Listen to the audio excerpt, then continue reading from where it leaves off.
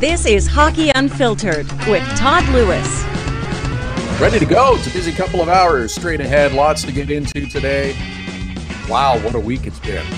Good lineup of guests. Busy day on the National Hockey League schedule as usual on a Saturday. We have so much going on Friday night as well. And in the last few days. Mark Lazarus will join us at this hour. We'll talk a little Chicago Blackhawks. He covers the Hawks for the Sun-Times. Mark is also the author of our new book of the month that we will recommend. More on that coming up. Jameson Olive is a contributor to the Florida Panthers website.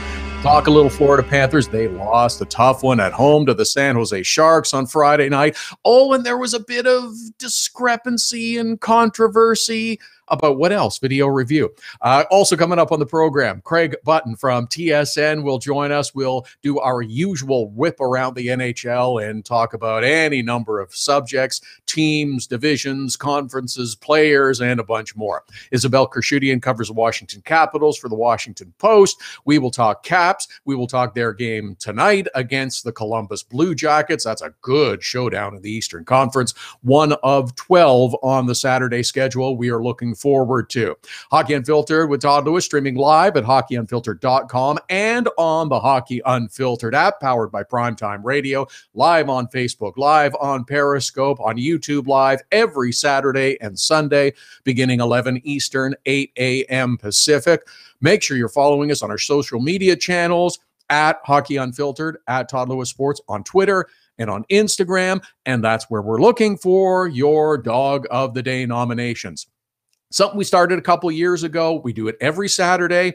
Just ask you to send us photos of your dog or a dog that you love to us through social media on Instagram, on Twitter. Use the hashtag HUDogoftheDay.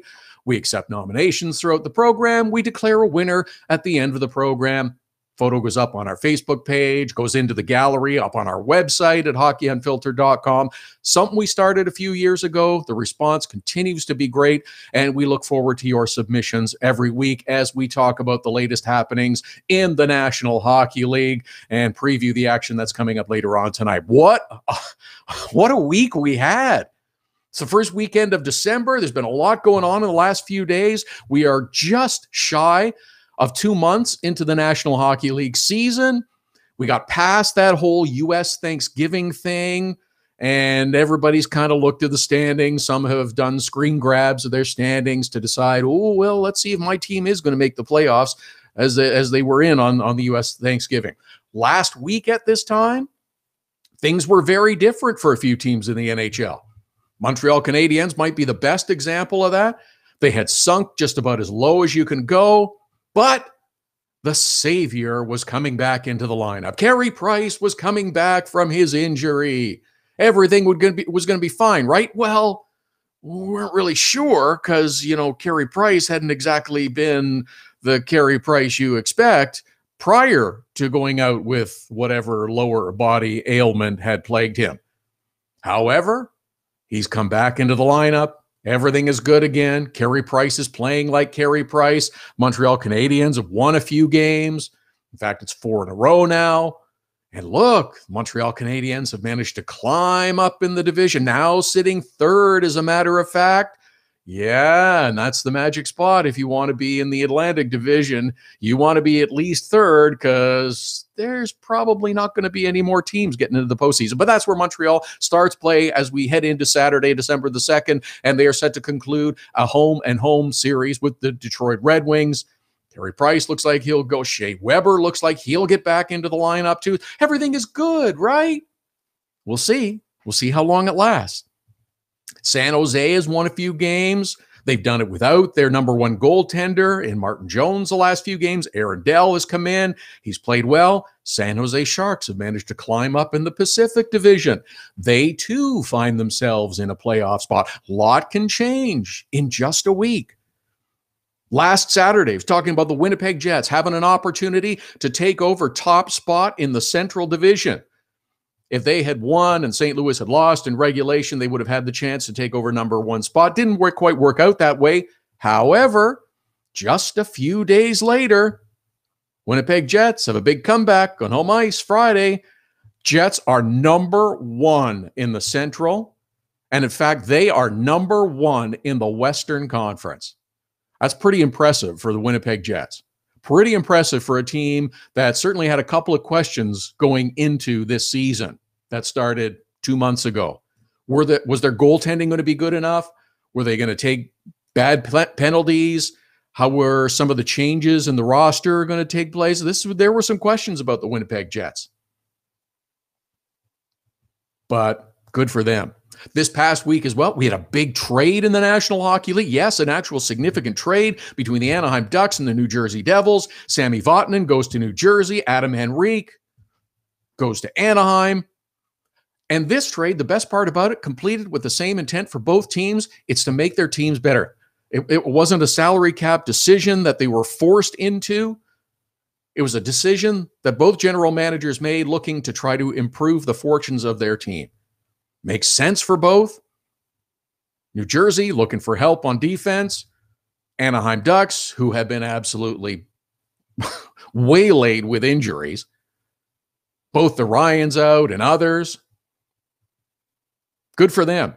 A nice trade, doesn't have to do with salary cap. I hope we get more of this. Of course, the Canadian sports networks are hoping that all 31 teams save up their trades for the 12 or 16 or 18-hour trade deadline shows on February 26th. Both Henrique and Vatanen played for their new teams on Friday. Henrique played 18-14, had 1 assist, couple of shots, losing cause. Vatanen played 23-13 for the Devils. Devils won again on the road. They defeated the Colorado Avalanche. There were a bunch of good games on Friday night. Ottawa and the Islanders. What about that game? 11 goals scored. Ottawa Senators snapped their losing skid. A bunch of first goals for players in that game. Islanders hadn't lost in regulation on home ice up until last night. That was a wild game. Fantastic. Fun to watch. Fun to see. For other teams, though, things haven't been quite as good, haven't been quite as positive. There's been some losing streaks. There's been some frustration. In some cases, there's been suggestions of coaching changes, big trades, call-ups, healthy scratches. Maybe all of the above, depending on how severe you think your team's problems are. For some, it's also the realization we're 2 months into the NHL season, and they see that perhaps they don't quite have the team they thought, and maybe this is going to be a long 2017-18 season. There's a couple of teams in the East that everybody's kind of piling on a little bit now, suggesting all kinds of things that need to be done to fix them and correct them.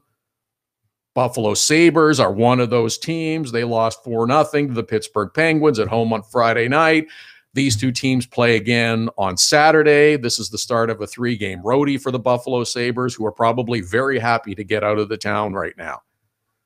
Matt Murray's on the IR. Was this an opportunity? Tristan Jarry only has a few games of NHL experience. Nope. Gets his first shutout against the Buffalo Sabres. That's 3 straight for Buffalo now that they have been shut out. 34 saves for Tristan Jarry.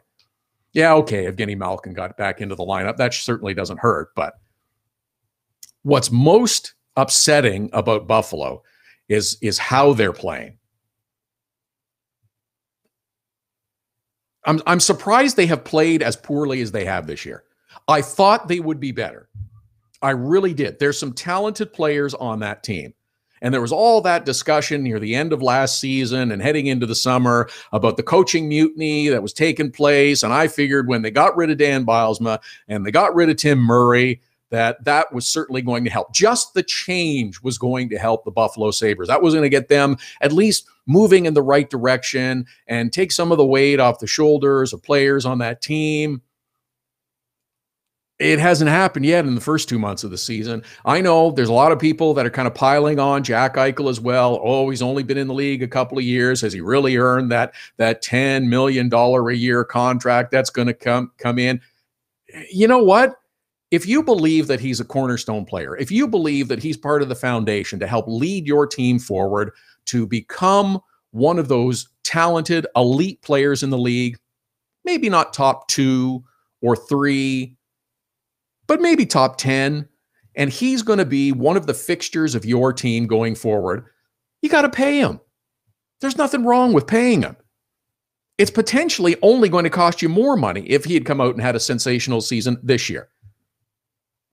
But not only does this team look like they haven't figured out what Phil Housley is trying to do yet, but they've shut their brains off at times. And that's, as much as anything, the most frustrating part for Sabre fans and hockey fans alike. The first goal in the game against the Pittsburgh Penguins on Friday night, you know what? Tom Kuhnackel's going in on a breakaway. He gets hooked, penalty shot. He scores on the penalty shot. I'll give Robin Lehner a pass on that one. I've been hard on him, and I still don't think he's the answer. But the second goal where Buffalo Sabre defenseman Rasmus Ristolainen has control of the puck and is now in charge of moving that puck from the area to the right of his own goal out of the zone without causing incident, does not occur. Because what does Rasmus Ristolainen do? Has a total brain fart and puts it right on the stick of Sidney Crosby, who's barreling headlong toward the Sabre goal. Guess what happens? Winds up in the back of the net. And you know what? If I'm coaching the Buffalo Sabres at this point last night, Rasmus Ristolainen is going to spend some time on the bench. In fact, it might be the rest of the game. I don't care that you're playing back-to-back against Pittsburgh and you're starting a 3-game road trip the next day. I don't care about any of that. I don't care if you lose 10-0 in this game. This is about the bigger picture. You can't have a guy who is supposed to be one of your most talented, one of the defensemen that's going to be on your roster for many years to come, because that's the contract he's got. You can't have him making that kind of stupid mistake. Everybody makes mistakes. I get it. But that is a total brain lockup, and it has happened way too often for Buffalo Sabres. And it's time that the Buffalo Sabres coaching staff, management, and everybody else said, no, that's enough. You are either going to engage and be part of this team, or we're going to move on from you. And it's cold and it's harsh, but it's reality, and it's got to happen. There's players that are not doing all they can. Ice time is the way to get players' attention. If I'm Phil Housley, if I'm the coaching staff, I'm using that as a tool right now. Guys are going to sit. Guys are going to get scratched. Yes, you've had some injuries to your defense corps. I can understand and appreciate that. But it's time to start scratching some guys and sitting some guys and getting some attention. I don't care if you're a first-line player. I don't care if you're an elite player. It's time. You get on board or you get out of town. And that's the way it's got to be with Buffalo. And there's got to be some of that happening with other teams in the NHL about now too. Want to weigh in on which ones? Players, teams? At Hockey Unfiltered, at Todd Lewis Sports, the Twitter and Instagram handles. Yes, we're looking for your Dog of the Day nominations. We do it every Saturday. Hashtag HU Dog of the Day. Send the photo to us via social media. Include your name, the dog's names. There's a good story that goes along with it. We love that too. Working dogs, always a favorite. Craig Button will join us later on in the program from TSN. Isabel Kershudian will talk Washington Capitals later on. Also coming up, Jameson Olive, contributor to the Panthers website. We will talk a little Florida Panthers, who suffered a tough loss at home on Friday. And also in the next segment, Mark Lazarus covering the Hawks for the Chicago Sun-Times and the author of our book of the month, If These Walls Could Talk. All coming up. Hockey Unfiltered with Todd Lewis, back with more after the break. The best way to get set for the busy Saturday night of hockey is with Hockey Primetime. Beginning at 5 p.m. Eastern, host Connor McKenna whips you around the league for the latest stories and info leading up to the early game starts. Plus, he'll give his own spin on the biggest stories in the National Hockey League. Hockey Primetime with Connor McKenna. Sometimes serious, sometimes a little goofy, but always interesting. Listen live at hockeyprimetime.com, 5 p.m. Eastern every Saturday. Creativity and innovation are the hallmarks of Nova Product Design. Whether it's mechanical or industrial, cutting-edge technology and a commitment to excellence make Nova Product Design the company to choose. Prototypes and beta units are a Nova Product Design specialty.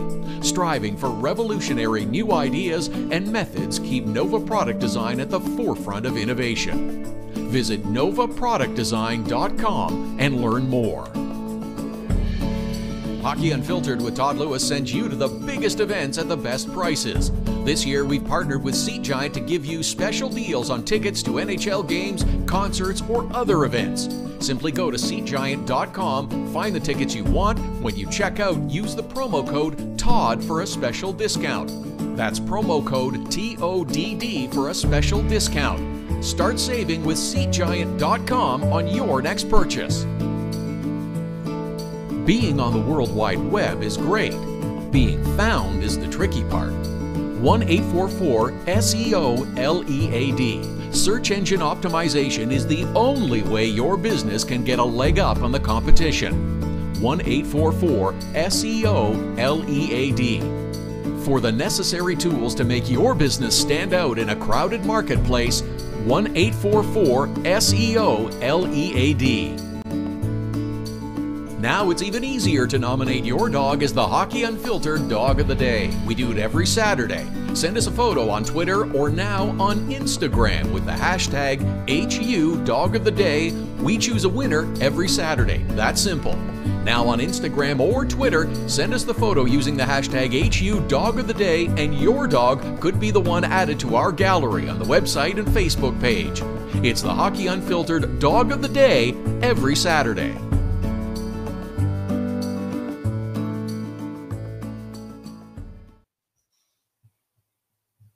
Welcome back. This is Hockey Unfiltered with Todd Lewis here on the Saturday edition. Hockey Unfiltered with Todd Lewis, streaming live at hockeyunfiltered.com and on the Hockey Unfiltered app, powered by Primetime Radio.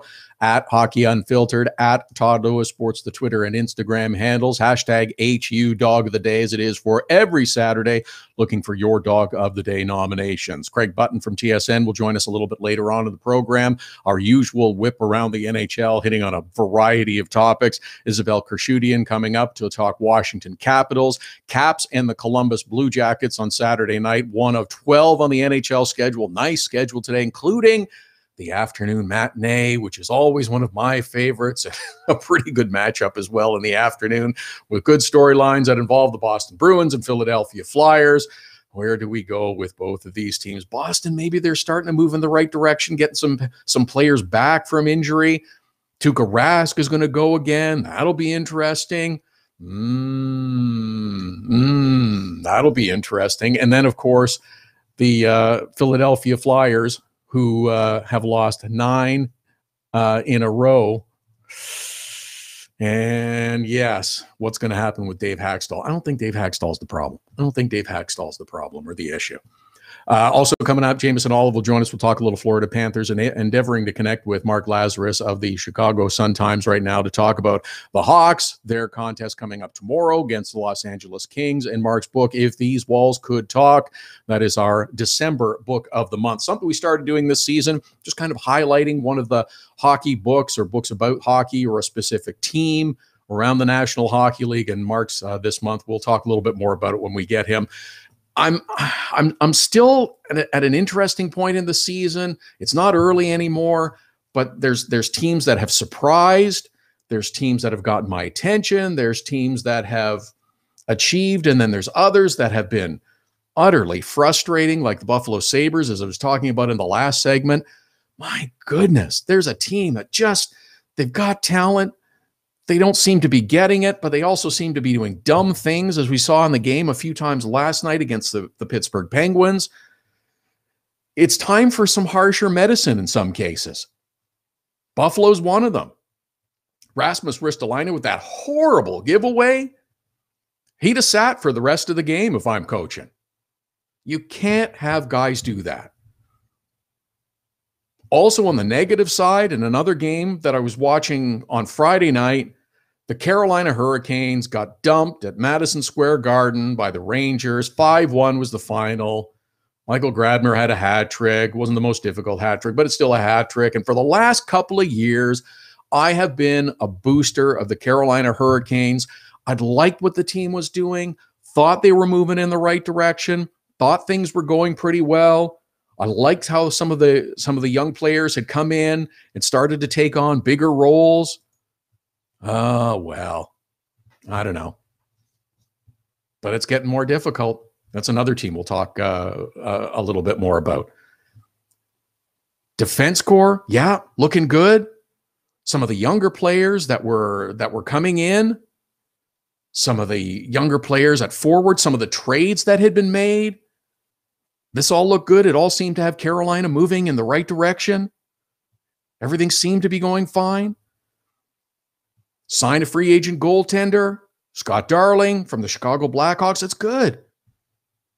That didn't go so well last night. We'll talk more about that in a little bit. Happy to welcome to the program the man who covers the Chicago Blackhawks for the Sun-Times and is the author of our book of the month, If These Walls Could Talk. Chicago Blackhawks stories from the Chicago Blackhawks ice, locker room, and press box. Follow him on Twitter at Mark Lazarus, and he joins us on the line now. Mark, thanks for the time today. How did you start coming up with ideas for this book during the Hawks as they started to rise to prominence, and how did you come up with this idea to put it all together? Actually, the publisher approached me about it. They've been doing this series for a lot of teams in other sports, and they were starting to do it in hockey. Prominent enough fan base now that they could sell it. So about a year ago this week, they called me and asked me if I wanted to do it. And, I never covered that 2010 team in the ramp up leading up to it. I started on the beat in 2013. So I was really excited about the idea of diving reporting this book because, the Hawks are so adult and mature and corporate now, but that 2010 team was a bunch of reckless, crazy kids. And it was really fun to talk to some of those guys and dig up some of those stories and some of their nights out at the bars. And it was really fun to kind of pick up on what I had missed coming run that the Hawks. So Mark, are you trying to tell me that NHL players who train all year and work hard on fitness and being in the best possible shape and show incredible determination, are you saying that they frequent establishments that sell alcohol?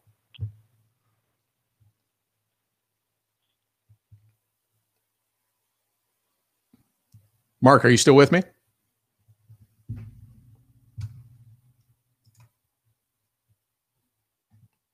Oh, I think we lost Mark.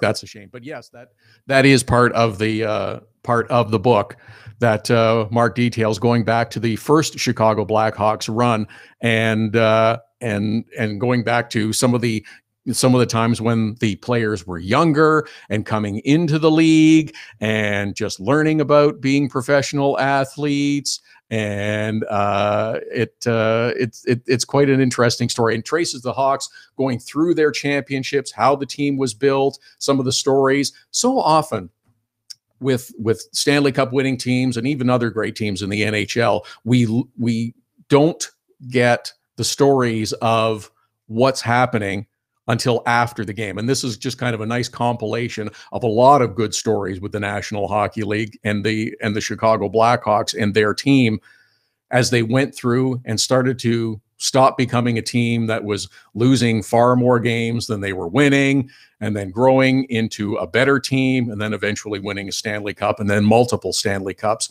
And then, of course, tracing the Hawks' progress through a number of changes that have had to take place because of their success. Good players, talented players, contract renewals coming up. That means that they get big contracts in some cases, and in other cases, it means that the players have to move on to other destinations, as we have seen a couple of times with the Chicago Blackhawks. But yeah, there's lots on Jonathan Toews, on Patrick Kane, on Duncan Keith, Brent Seabrook, and some of the other prominent Hawks, and how the Hawks have really taken over and become a fixture and one of the best franchises in the city yet again. It's an interesting book from Mark Lazarus. We're endeavoring to get Mark back to try and get a little bit more about the book and about the Chicago Blackhawks as well. Hawks have a day off today, but will be in action again tomorrow, back at home hosting the Los Angeles Kings. Chicago's lost back-to-back games. It's a team that's kind of had starts and stops and starts and stops a couple of times this season. Now we're going to see how the Chicago Blackhawks are able to move forward without Corey Crawford for a little while. Corey Crawford placed on the IR by the Chicago Blackhawks. JF Berube was called up. And now we're going to see what kind of Chicago Blackhawks team comes out to face the Los Angeles Kings on Sunday, and what might happen with the Hawks moving forward. It's maybe a week-to-week thing with Corey Crawford is the best information we've been able to get so far. Of course, no real revelation as to what the injury might actually be, with Corey Crawford, but that's just kind of the way the Hawks and other old school teams operate in the National Hockey League. But Los Angeles is coming in on a roll as they head to Chicago in the United Center to take on the Hawks coming up on Sunday.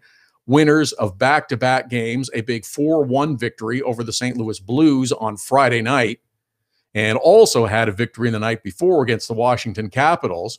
How about those LA Kings? Did have a little bit of a stumble. Jonathan Quick maybe wasn't quite playing up to his elite level. He seems to have gotten it pointed in the right direction. Marian Gaborik is slowly getting up to speed. They're still without Jeff Carter, but the Kings have started to find a way to win again and have retaken top spot in the Pacific Division and now have a 4-point lead over the Vegas Golden Knights. And apparently we have connected back with Mark again. You are with us, Mark. Please say yes. Yeah, I think my hotel is. Okay, well, as long as you're back, we'll try again. So tell me a little bit more about the team that goes back to the wild days, as you called it, prior to when you covered them. And I was saying that, wow, tales from the bars about the Chicago Blackhawks. Really? Could that be? Well, it's funny because they don't anymore, and these guys don't want to put any poisons in their bodies anymore. I think that 2010 team was kind of the last of a dying breed. That's kind of the theme of the book is you don't see bar in Nashville 15, 20. You don't see them sweating off the alcohol on a morning skate. These guys are they were 5 years old. They're bred to be these perfect, fine-tuned machines. And especially in the age of social media, you're not going to see these time. I mean, Dustin Byfuglien, there's a couple of stories in there about him riding his motorcycle,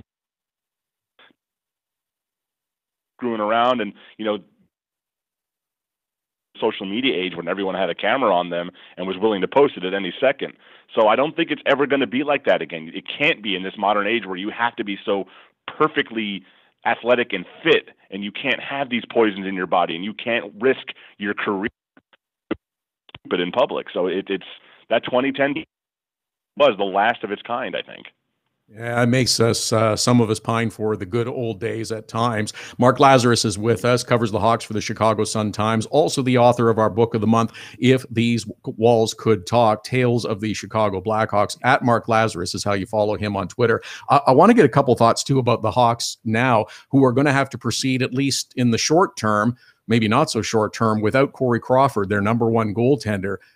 We think it's a lower body injury, but I've never actually heard that definitively. Can you answer that question?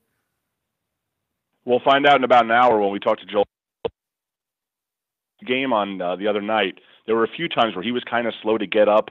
There was a wraparound goal by Matthias Janmark where Crawford just did not get across.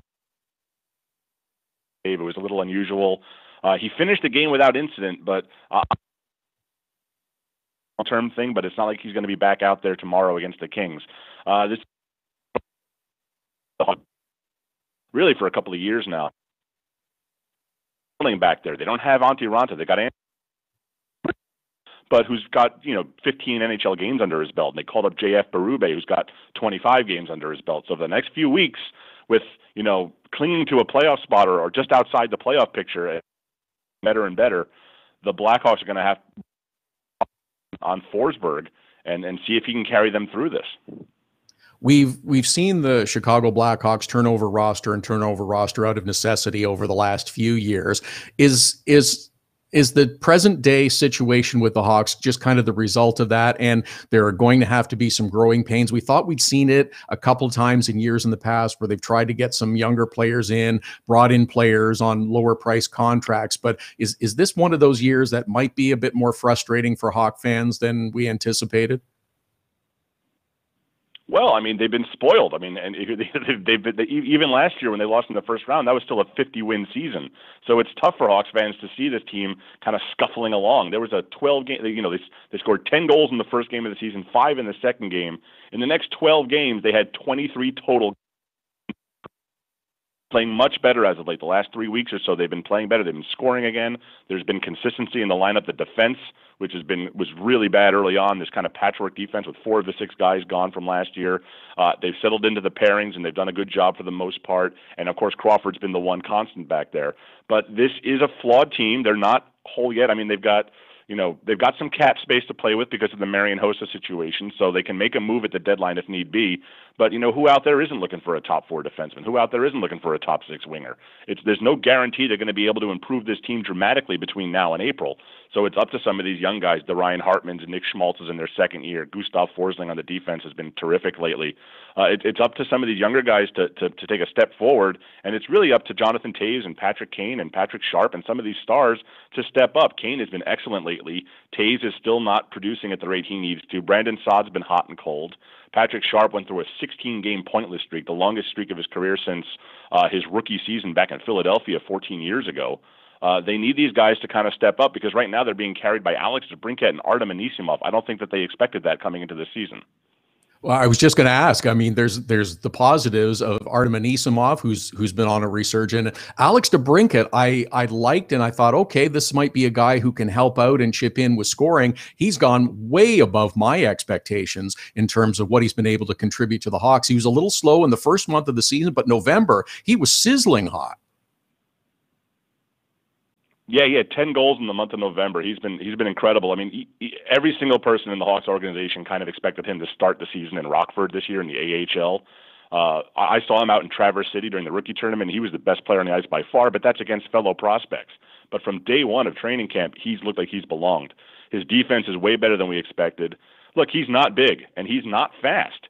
But he has this uncanny knack to know where the puck's going to be, to find open ice. He can anticipate a rebound almost like a basketball player, where he knows where to be to find that rebound.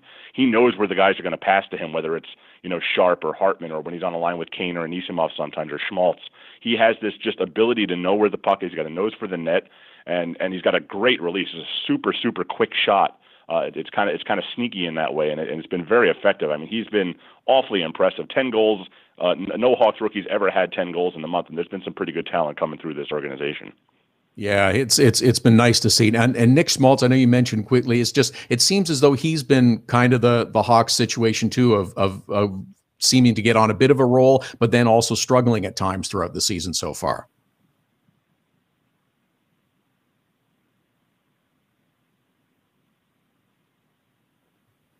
And I think we lost Mark again. That's unfortunate. Hawks, we appreciate. There you are. You disappeared for a minute there. I'm sorry. Sorry. Oh, I was there. Go ahead. I was just asking about Nick Schmaltz, and he's been kind of a hot and cold player for the Hawks, like the team has.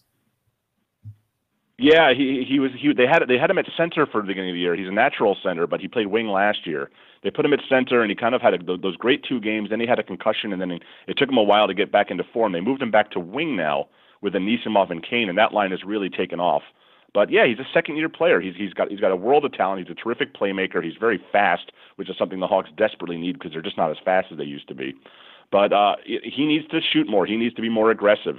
He's like a lot of guys in this team where they're running hot and cold, like you said. But he's a second-year guy. That's to be expected. It's more on the veteran guys to perform than it is, I think, on guys like them. Schmaltz is a bonus at this point. Hartman should be a bonus at this point. It's up to the veteran guys to play better, to score more, and to carry this team forward, especially with Crawford out.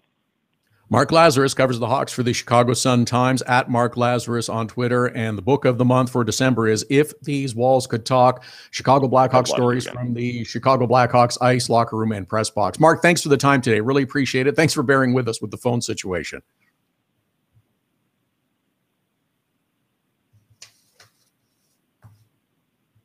Our thanks to Mark Lazarus for joining us on the program today. Hawks and LA Kings, again, that's coming up on Sunday. And we'll tweet out the link to the book that you can purchase, If These Walls Could Talk, Chicago Blackhawks stories from the Blackhawks ice, locker room, and the press box. At Hockey Unfiltered, at Todd Lewis Sports, the Twitter and Instagram handles. Jamison Olive will join us coming up before the top of the hour. A little talk about the Panthers, the loss last night against the San Jose Sharks, and what lies ahead. Craig Button from TSN will join us, and also Isabel Kershudian from the Washington Post, talking a little Capitals. A busy Saturday with 12 games. Hockey Unfiltered with Todd Lewis. Back with more after the break. There's special savings for Hockey Unfiltered listeners with our new ticket partner, Seat Giant. And Canadian fans can also purchase in Canadian dollars. Go to SeatGiant.ca, find the tickets you're looking for. Doesn't matter if it's NHL games, concerts, or any other event. You get a special discount with the promo code TODD. That's Todd with 2 Ds. Just enter the code, get the discount, you save. That's simple. Save on your next ticket purchase with Hockey Unfiltered and Seat Giant. The best way to get set for the busy Saturday night of hockey is with Hockey Primetime. Beginning at 5 p.m. Eastern, host Connor McKenna whips you around the league for the latest stories and info leading up to the early game starts. Plus, he'll give his own spin on the biggest stories in the National Hockey League. Hockey Primetime with Connor McKenna. Sometimes serious, sometimes a little goofy, but always interesting. Listen live at hockeyprimetime.com, 5 p.m. Eastern every Saturday. Search engine optimization is the key to success for your online business. It can be the key to success for any business. 1-844-SEO-LEAD is the number to call to get your business at the top of all searches. An official partner of Google, they have the tools necessary to make your business the one people notice first. 1-844-SEO-LEAD. Now you can nominate your dog or any dog you love as the Hockey Unfiltered Dog of the Day through Instagram. Every Saturday, Hockey Unfiltered with Todd Lewis will take your nominations for the Dog of the Day. Use the hashtag #HUDogoftheDay. Send us a photo with the dog on Twitter or Instagram to nominate your dog. We choose a winner at the end of the show, and your dog will be recognized in the HU Dog of the Day gallery on our website and Facebook page. Hashtag #HUDogoftheDay. Creativity and innovation are the hallmarks of Nova Product Design. Whether it's mechanical or industrial, cutting-edge technology and a commitment to excellence make Nova Product Design the company to choose. Prototypes and beta units are a Nova Product Design specialty. Striving for revolutionary new ideas and methods keep Nova Product Design at the forefront of innovation. Visit novaproductdesign.com and learn more.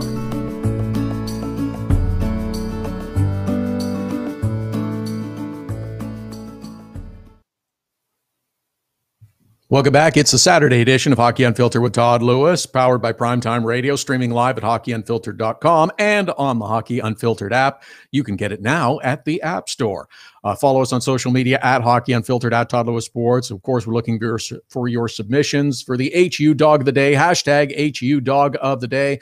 We just ask you to send us photos of your dog. We all love dogs, and we do this every Saturday and pick a winner before the end of the program. The photo goes up on our website, on our Facebook page, and much more. Lots to get to on a busy Saturday in the National Hockey League. A little Florida Panthers talk now. Panthers lost a close one at home on Friday night to the San Jose Sharks, 2-1. Jameson Olive is a contributor to the Florida Panthers website. You can follow him on Twitter at Jameson Coop, and he joins us now.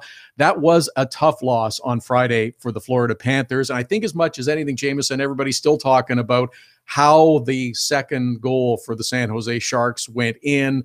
A lot of people thought there might be a turn, the goal would be turned over because of goaltender interference, but that was not the case.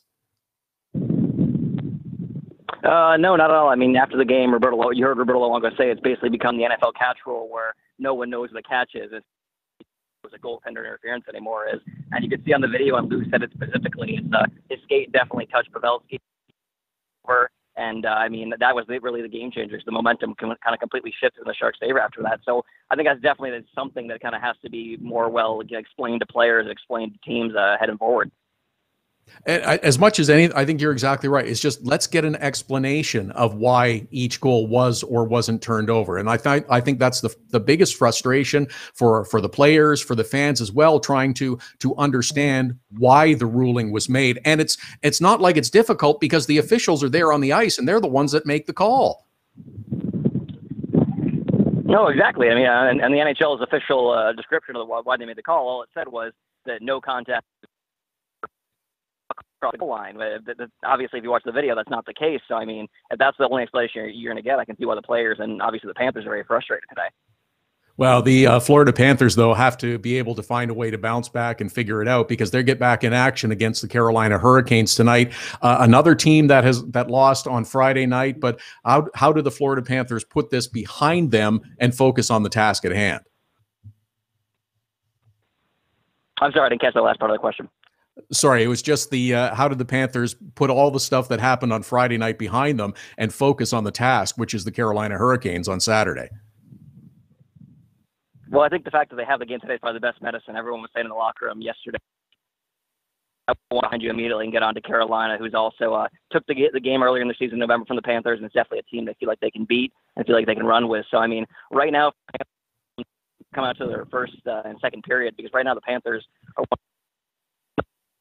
the worst in the league in the second period as far as allowing goals. So, I mean, I asked Colton Seaver yesterday, what's the deal with that? And he basically said that the team really doesn't know, but it's definitely something they have to figure out. Weather the storm of the second period, I think they'll be fine. And obviously, James Reimer comes back in net. He's struggled recently. I think his past 5 starts, he's a sub 900 save percentage. So, yeah, I think he's really got to reestablish himself as the back of this team. It's a big night for the Panthers, but not only for the Panthers, for James Reimer, because going ahead, he's going to have to play a lot more big starts for these guys. Jameson Olive is with us, writing for the Panthers website. At Jameson Coop is how you follow him on Twitter. Florida Panthers taking on the Carolina Hurricanes on Saturday night.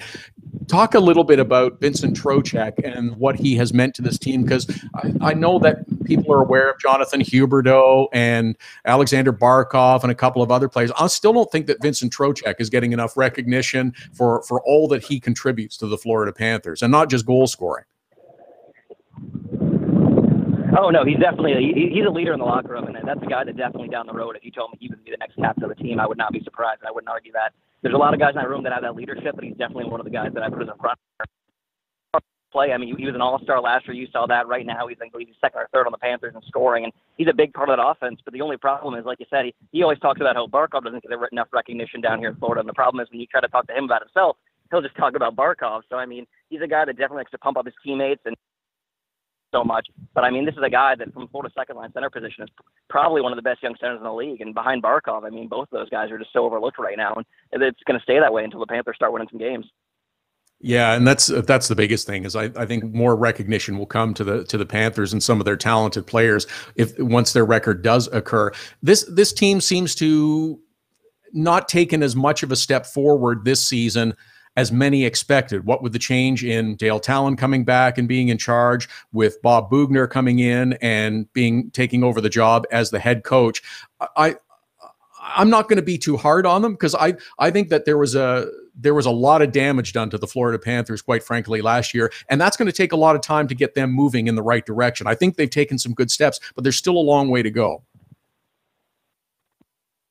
I mean, I wouldn't say a long way to go. I don't know if this season's going to be the season. They have a very young team. I mean, most of their defense is under the age of 25 outside of Keith Yandel, and to have that young a defense and win in this league is very tough. Like you said, last season, I think definitely kind of took them a step or two back. You got some huge prospects coming up, and Henrik Borgstrom, who's one of the best players in college hockey right now at Denver. Little preview of the Panthers and look pretty good, a first-round pick last year, and those guys are going to come up and play big minutes for the Panthers next year. But, I mean, when you have the Huberdeaus, the Barkovs, another year or two in them, I mean, when you have those guys, I think it's going to be a quicker turnaround than people think. And, I mean, I wouldn't roll it this year either, given how, tight the Atlantic is. I mean, that third, I believe only got 5 points out of it. So, I mean, there's still time in the season to, I would not look over them next year. Yeah, and you almost forget how many good young players are on this Florida Panthers roster, like Aaron Ekblad, who probably doesn't have the point total that some would like to see for this season, but still, Aaron Ekblad is going to be a staple on that defense for many years to come. Oh yeah, he signed that mega deal, which is going to keep him down here for the majority of his career and definitely most of his prime, which is huge for these guys. And like you said, to be the number one defenseman and put up a few more points, but I mean, what he's not doing on the score sheet, he's playing huge minutes for this team. He's playing in all situations, power play, PK with Keith Yandel. So I mean, he's still an incredibly important part of the team, even if the numbers aren't really quite there yet. But let's not forget, he's still a young guy, and there's plenty of time. And the other young player that I'm interested to get the update on is Evgeny Dadonov, who came back to North America and unfortunately suffered an injury. Do you have an update on when he might be able to get back with the Panthers? The official update on Dadonov injury, which is obviously given what he meant to that top line with Barkov and Huberdeau, but Dennis Malgin came up from Springfield. He's been filling in nicely, scored the game-winning goal there a couple nights ago. Slows down that top line a little bit, but the fact that he signed and you're going to get a player like that for the next 3 years, I think it's big for the Panthers to know that they probably have their top line right wing right there with Dadonov for the next couple of years. Yeah, and it's almost like that's I don't want to say it's a free one, but it's nice when you have a player that can come in and seem to fit in as nicely as he did, as quickly as he did, and someone you know from the past as well, who's gained some experience and gained some skills playing over in the KHL and then coming back to the National Hockey League. I'm sorry, a little too soft there. I'm sorry, we're having a little difficulty with the phone. I was just talking a little bit more about Evgeny Dadonov and what a terrific player he's been. And another player that, again, we thought we might see a little bit more from, but I think it's just kind of coupled with the Panthers as a whole, is Nick Bjugstad, who has also shown real flashes and real excitement, but you'd like to see a little more output from him and some others. Yeah, I mean, for Nick right now, I mean, he started the season on the third line, which I think was, given his like $4.1 million contract, I think was kind of underutilizing a little bit. But now that he's bumped up to the second line with Trocheck, I think he's definitely given more time to shine. I mean, every game is the type of guy where if you don't watch the Panthers, you probably don't know how good he is. Because every game, even if he's off the score sheet, which is a brilliance. He's using that 6'6" frame now to kind of work more along there. He's making his teammates a lot better. But, I mean, for a guy like that, you're paying that kind of money, you want him to at least probably end up in the 40 to 45-point range a season. And he's a little bit below that pace right now. But, I mean, like you said, just like pretty much everyone else on the Panthers, he's a young guy. There's some time. But, I mean, that's a guy that Talon went out and made sure to protect in the expansion draft. It's a guy this team has a lot of faith in. And I think they're going to reward them for that confidence. Florida Panthers in action on Saturday night against the Carolina Hurricanes. Jameson Olive from the Panthers website, at Jameson Coop on Twitter. Thanks for the info today, Jameson. Really appreciate it. Sorry we had a little difficulty with the phones, but hopefully we can do it again soon.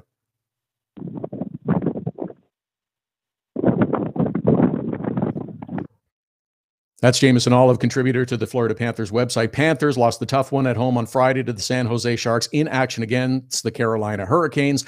That's coming up on Saturday, one of 12 games on the Saturday schedule. A busy Saturday in the NHL. Talk a little bit more about the Carolina Hurricanes. I did a little bit before on the program that they're such a frustrating team.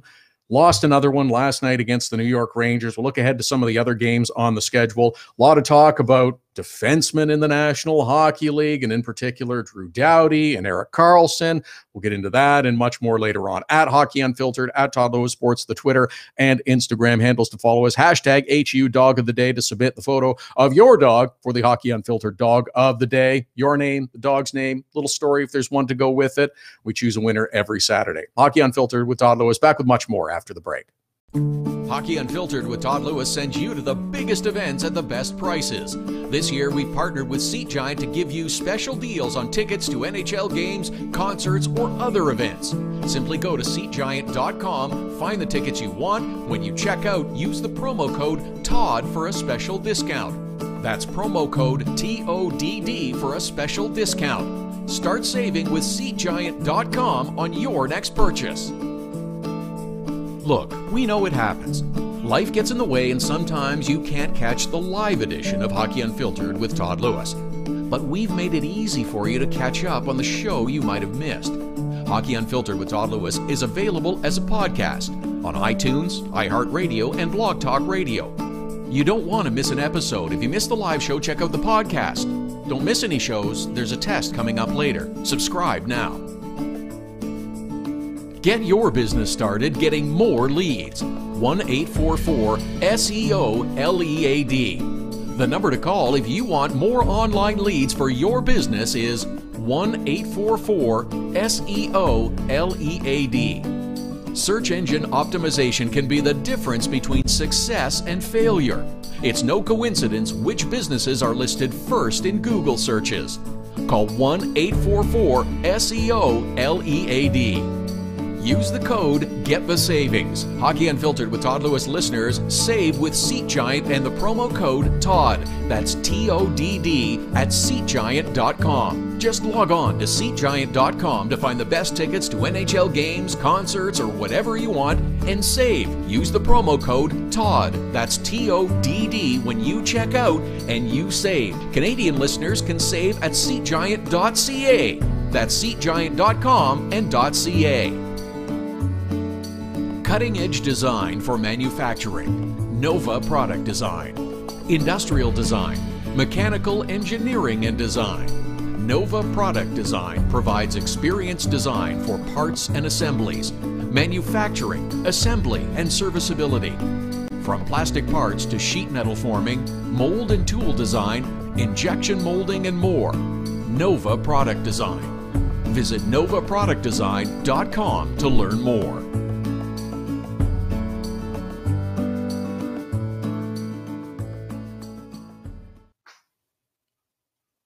Welcome back. It's the Saturday edition, Hockey Unfiltered with Todd Lewis. We are here every Saturday, every Sunday, 11 Eastern, 8 a.m. Pacific, streaming live at hockeyunfiltered.com and on the Hockey Unfiltered app. It's powered by Primetime Radio, at Hockey Unfiltered, at Todd Lewis Sports, the Twitter and Instagram handles to follow us.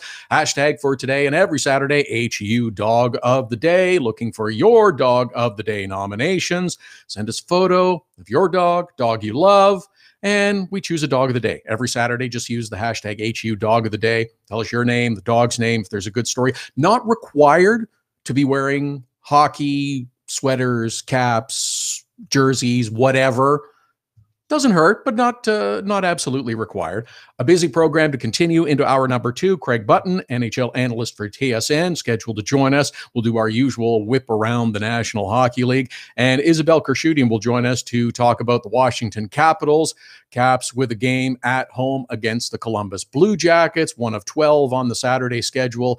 The Columbus Blue Jackets have activated Matt Calvert as well, just noticing that a little while ago. So it'll be interesting to have him back into the lineup for the Columbus Blue Jackets off the IR. Washington coming off a loss in their last contest to the Los Angeles Kings, as mentioned, at home against the Columbus Blue Jackets tonight. It's a busy schedule on Saturday with 12. Includes an afternoon contest, Boston Bruins, Philadelphia Flyers. A lot of people are pointing at Philadelphia and saying, well, if they don't win today, then what does that mean? It means they lost. I don't think it should mean anything in terms of Dave Haxtell, the head coach, and his future. I don't think coaching's the problem with the Philadelphia Flyers. Yet there are online polls and surveys that are suggesting otherwise. Bunch of good games. Detroit and Montreal, as mentioned, finishing up their home series. Montreal's won 4 straight. All is well since Carey Price came back. And Shea Weber may be back in the lineup for the Montreal Canadiens as well on Saturday night. Detroit, boy, they've certainly come back to earth in the last couple of weeks, haven't they? Losers of 6 in a row. San Jose will complete the Florida doubleheader after a victory in Sunrise against the Panthers on Friday. They're taking on the Tampa Bay Lightning. Buffalo and Pittsburgh also finishing up their home series. Oh my goodness, that was not a good effort by the Buffalo Sabres on Friday night. Oh my goodness, it was bad. It's about time for some benchings and some scratches and some guys to have their wake-up call from head coach Phil Housley. And Buffalo's not the only team. There's others in the NHL also that maybe need the coaches to be a little more assertive, a little more forceful in what it is they're demanding. I mean, I think the message has been delivered pretty clearly by all coaches to NHL teams. Here's what we're looking for. Here's what we expect. There's not a lot of gray area. This is what we want. This is what you should be doing. The message, though, doesn't always seem to get through. And I talked about Buffalo with Rasmus Ristolainen and that horrible giveaway to Sidney Crosby. He shouldn't have seen the ice for the rest of the game. Other teams, other players as well.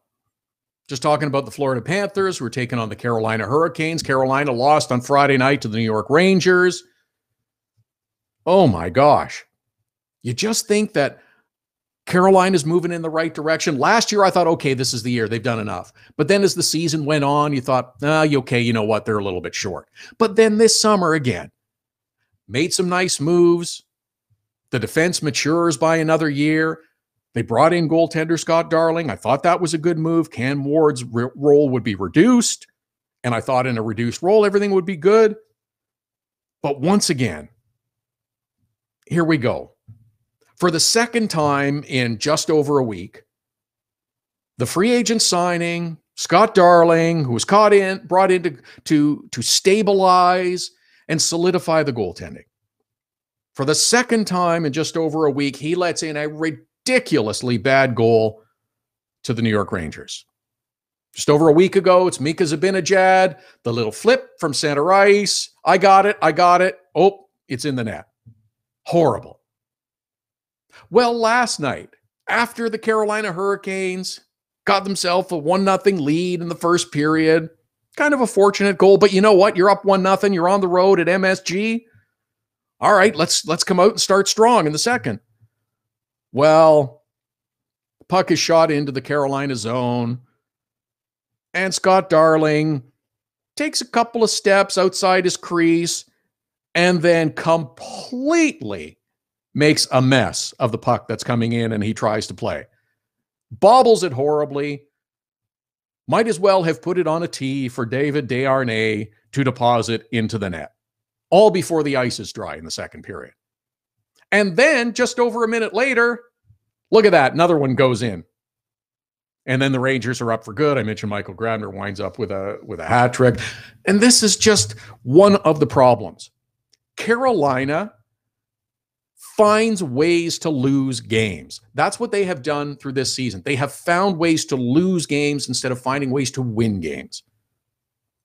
They also, before the midpoint of the second period, had taken 5 penalties and put the Rangers on the power play.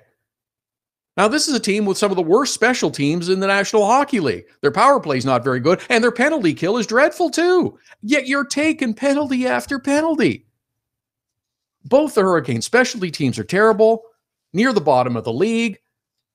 This, too, is perhaps a team that should be getting a little more heavy-handed treatment. Bill Peters, I like him as a coach, seems to be on top of things, knows what he wants from players. He isn't afraid to sit players, isn't afraid to scratch players when needed. Maybe a little more of that treatment is needed. Because it just seems like for this team and some others and some other players, the message is just not getting through. And that is the only real tool that coaches have. And maybe some teams are at the point now, 25 games or so into the NHL season, that, you know what, maybe we have to be a bit of a hard ass at times. There's times that we're going to have to scratch players. There's times that we're going to have to sit players and make an example of them, because it might be short-term pain, but it will benefit them in the long run. Rasmus Ristolainen never should have seen the ice again after that terrible giveaway. You've been shut out in back-to-back games, and you gift one to Sidney Crosby, who put you down 2-0 in the first period. Never should have seen the ice again. Sending a message, whatever phrase you want to use, it's time for some coaches to do that. And for some players in some certain situations, it's time. There's no way that either of these teams should be as bad as their record has indicated through the first 2 months of the season. Yet they are. Their players are better than that. They are more talented than that. But they have been playing poorly. That can't continue. At Hockey Unfiltered, at Todd Lewis Sports, Todd at hockeyunfiltered.com is the email. Follow us on Twitter, follow us on Instagram. Hour number 2 has screamed by. Busy hour number 2 straight ahead. Back with much more after the break. Hockey Unfiltered with Todd Lewis sends you to the biggest events at the best prices. This year, we've partnered with Seat Giant to give you special deals on tickets to NHL games, concerts, or other events. Simply go to SeatGiant.com, find the tickets you want. When you check out, use the promo code TODD for a special discount. That's promo code TODD for a special discount. Start saving with SeatGiant.com on your next purchase. Get your business started getting more leads. 1-844-SEO-LEAD. The number to call if you want more online leads for your business is 1-844-SEO-LEAD. Search engine optimization can be the difference between success and failure. It's no coincidence which businesses are listed first in Google searches. Call 1-844-SEO-LEAD. Now it's even easier to nominate your dog as the Hockey Unfiltered Dog of the Day. We do it every Saturday. Send us a photo on Twitter or now on Instagram with the hashtag HU Dog of the Day. We choose a winner every Saturday. That's simple. Now on Instagram or Twitter, send us the photo using the hashtag HU Dog of the Day, and your dog could be the one added to our gallery on the website and Facebook page. It's the Hockey Unfiltered Dog of the Day every Saturday. Cutting-edge design for manufacturing. Nova Product Design. Industrial design. Mechanical engineering and design. Nova Product Design provides experienced design for parts and assemblies, manufacturing, assembly, and serviceability. From plastic parts to sheet metal forming, mold and tool design, injection molding, and more. Nova Product Design. Visit novaproductdesign.com to learn more. So you had to get groceries, take your daughter to dance class, and a pipe burst in the kitchen. You missed Hockey Unfiltered with Todd Lewis. No problem. All of our shows are available as a podcast right after the show airs, so you can listen when life gets in the way of hearing us live. Subscribe through iTunes and get alerts as soon as the podcast is available, or go to our website, hockeyunfiltered.com, and listen. Plus, check out the other cool stuff, the Hockey Unfiltered with Todd Lewis podcast. Subscribe now through iTunes.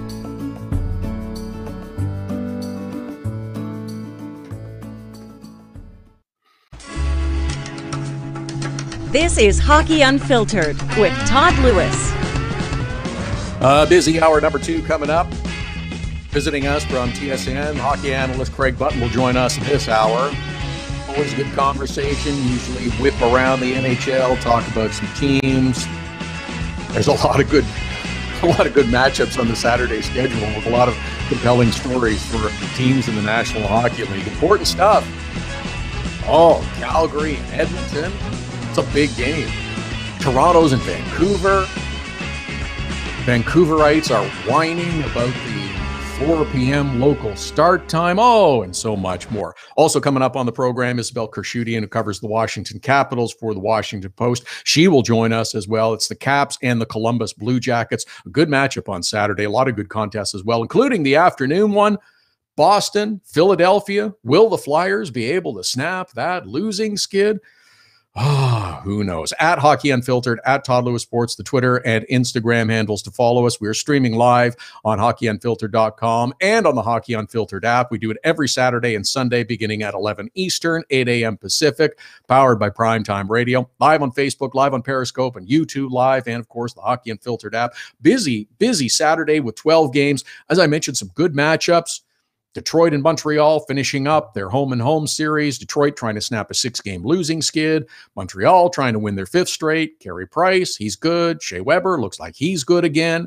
San Jose, after a win against the Florida Panthers, will try to sweep Florida, taking on the Tampa Bay Lightning. Buffalo and Pittsburgh. Yeah, Buffalo just hoping for a goal at first. Hoping for a goal. Boy, oh boy, that was not a good game last night by the Buffalo Sabres. Pittsburgh ran over them, and Buffalo seemed to be helping them as much as anything. Anaheim and Nashville, Jersey and Arizona. How about those Devils? Another win on the road. Chicago and Dallas. Edmonton and Calgary is the late game. Oh man, that's a good lineup of games coming up on the schedule. It was a strange Friday on a number of senses with some of the results and games. How about the Ottawa Senators, New York Islanders? That was an outrageous game. 6-5 is the final. 11 goals scored. Ottawa comes up with the win. They snap their losing skid. The New York Islanders, well, they lose for the first time in regulation. Hadn't lost a game in regulation at home. Sens had lost 7 straight. 11 goals? Absolutely unbelievable. Oh, and both teams used both of their goaltenders during this contest. Just for good measure, 4 players also got their first goal of the year in this Ottawa Senators, New York Islanders contest. For Thomas Chabot, who got his first goal of the year, it was also the first goal of his career. I can see him on the Senators' defense for a lot of years. I'm not sure that he's going to be going back to Belleville. I can see him fitting in there quite nicely. I don't think either of the coaches liked it. I don't think Doug Waite liked it. I'm pretty sure that Guy Boucher didn't like it, but it was pretty fun to watch that game. And if you're Ottawa, you need a win. You go up 2-0 early. Isles come back. They take the lead. Then the Sens took over again. Both teams had switched out goaltenders. This was a fun game to watch. It was pretty outrageous, but it was a fun game to watch. Back and forth. I'm watching. It's almost one of those games where you think, okay, last shot is going to win, and it was almost that case. The Ottawa Senators got the lead to put them up 6-5, and then it was a full court press by the Islanders, came up just short. Mike Condon held on because, he had come in to replace Greg Anderson. It was a wild and strange game to watch, but it was fun. 11 goals, goaltending switches. It was a lot of fun. Still a concern for the Ottawa Senators, though, is that Erik Karlsson doesn't have a point in the game. He was a -3 as well. Now, I'm not overly concerned about Erik Karlsson in this sense. He'll start to get his points, especially now that they've won a game, and hopefully for the Sens, they can win a few more. That often happens when you lose a bunch of games in a row. You win a few games in a row. I could see the Sens doing that now. He'll start to provide offense at some point. He'll get back to being Erik Karlsson. I'm not worried about that. But the longer it goes, the more attention it's going to get. He's not alone, though. The numbers are way down for a bunch of defensemen in the NHL.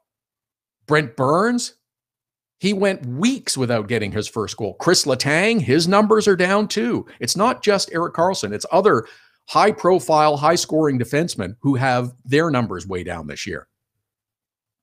LA Kings got another victory on Friday night. That's back-to-back. It's their 4th straight. How about those Kings? Played in Washington, beat them. Played in St. Louis, beat them. And to finish up this little road trip, they get the Hawks on Sunday. That's a tough week. But they have thrived so far. They've now stretched their gap from 1st to 2nd in the Pacific to 4 points. LA Kings went through a bit of a reality check. Jonathan Quick wasn't quite on top of his game, but he's bounced back. They've started scoring again. Kopitar's point total is way up from last year, as you expected it would be. And there are others contributing as well. Now, I mentioned both the Kings and the Ottawa Senators as well, because both Erik Karlsson and Drew Doughty have gotten a lot of attention over the last couple of days. A lot of talk, a lot of speculation about these two elite defensemen.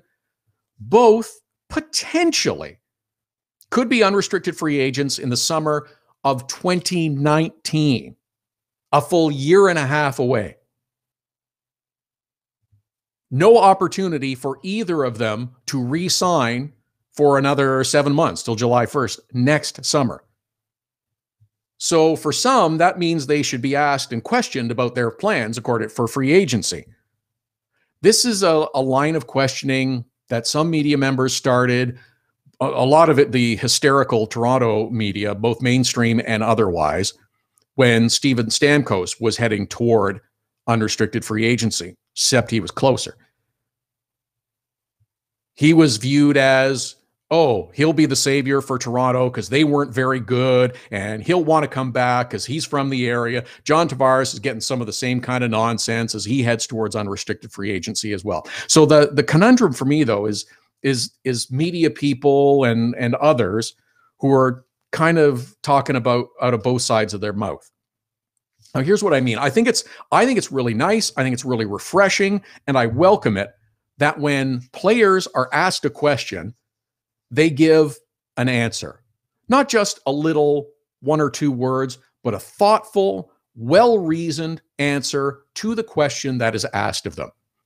Not an unreasonable request, and I think it's great for players to do that. I think it's beneficial to them, to fans, and everyone. Yet, when they give that answer, well thought and reasoned and rational in its delivery, sometimes that answer gets spun or even ridiculed. That's what I find the problem is. The whole drama with defensemen in the NHL started. Craig Custance was having a discussion with Drew Doughty, did an interview with him for a piece on The Athletic about his plans and giving a full account of his answer. Doughty said numerous times, my first choice is to stay in LA, love the players, but we're a long way off from that. You never know what could happen. I want to be paid for what I'm worth. I'll definitely talk to Erik Karlsson because he's up to, I want to win cups. That sort of sums up the gist of Drew Doughty's answer. Want to win cups, love these people, first choice is to stay, want to be paid what I'm worth. Erik Karlsson, because his name was mentioned, of course, his contract status is brought up and he's questioned as well. also gives a full, thoughtful answer. He also wants to be paid what he's worth. It's not about a hometown discount. He should be paid what he's worth. He understands and enjoys that his whole career has been in Ottawa. He likes that, but also understands that this is business and that he and the team will handle it like a business negotiation. That's how it works. That's how it should work. Now, I'm paraphrasing both players, but that kind of gives you the gist of it. Both of them say their first choice is to remain. They want to be paid what they're worth. They want to win. Now, there's a faction of media people, for some reason they are paid as analysts, that rip both players for saying anything about their contracts. The only thing they should be talking about is what the team's doing, how the team is winning, especially in the case of Ottawa. They're not going very well. You should be talking about how we're going to get this team to win and not be talking about that nonsense. They were asked a question. They provided a reasonable, thoughtful answer. Wasn't inflammatory. They were direct and answered the question. Isn't that what we always hope for with players? That we'll get an answer to a question instead of a spew of cliches of give 110% and bring our A game tonight? Then there's a group of clickbait headline writers that say things like, oh, where will Doughty and Carlson be when they wind up as free agents? And then speculate on which teams will go after them, who might try and get them before free agency. Nonsense, ridiculous. They were asked a question about something that is a year and a half away. They cannot even re-sign until after the current season is concluded and you're into the summer. Since the beginning of time, we have asked for players to provide some sort of answer to questions, whether it's from the media, whether it's from fans, and so often we get the same dull, boring, cliche garbage. You could just take a tape of one answer and play it again for the next time you need something. So often it is the same dull nonsense. When we get two players, star players, elite level talent, all-star players, winners, that provide thoughtful, reasonable explanations to a hypothetical question, essentially is what is being asked of them, they get hammered for it. Oh, I shouldn't be talking about that. You should talk about your team, talk about winning. Well, that's incredibly short-sighted. Yet you hear it from analysts all the time. I don't think that Drew Doughty or Erik Karlsson are the least bit distracted by the potential of their contracts expiring in more than a year and a half, that it's going to detract from their play on the ice. If you think that, maybe you want to watch them play a few games and see how good they are, how well they're playing, and that they're really not a problem. Can't be good for the team. It's a distraction. Does anyone reasonably think that Doughty and Karlsson are bothered by this? Even just a little bit. Yeah, sure, Steven Stamkos said, as he was getting to the end of the season and into the summer, and the negotiations were heating up because he was days away from free agency, it weighed on him. It was a burden. That's not the case here. We're not close to that being a problem.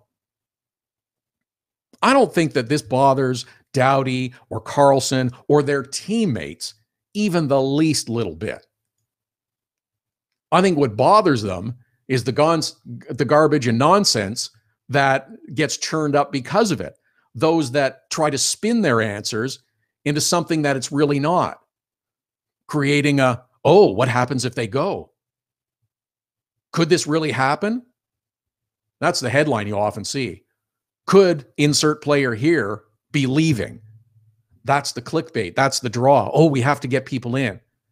And then you realize and become frustrated when you hear or read the story that, well, that's really not what they said, isn't it? No wonder players get frustrated. Ask me the question. I'll give you a good answer.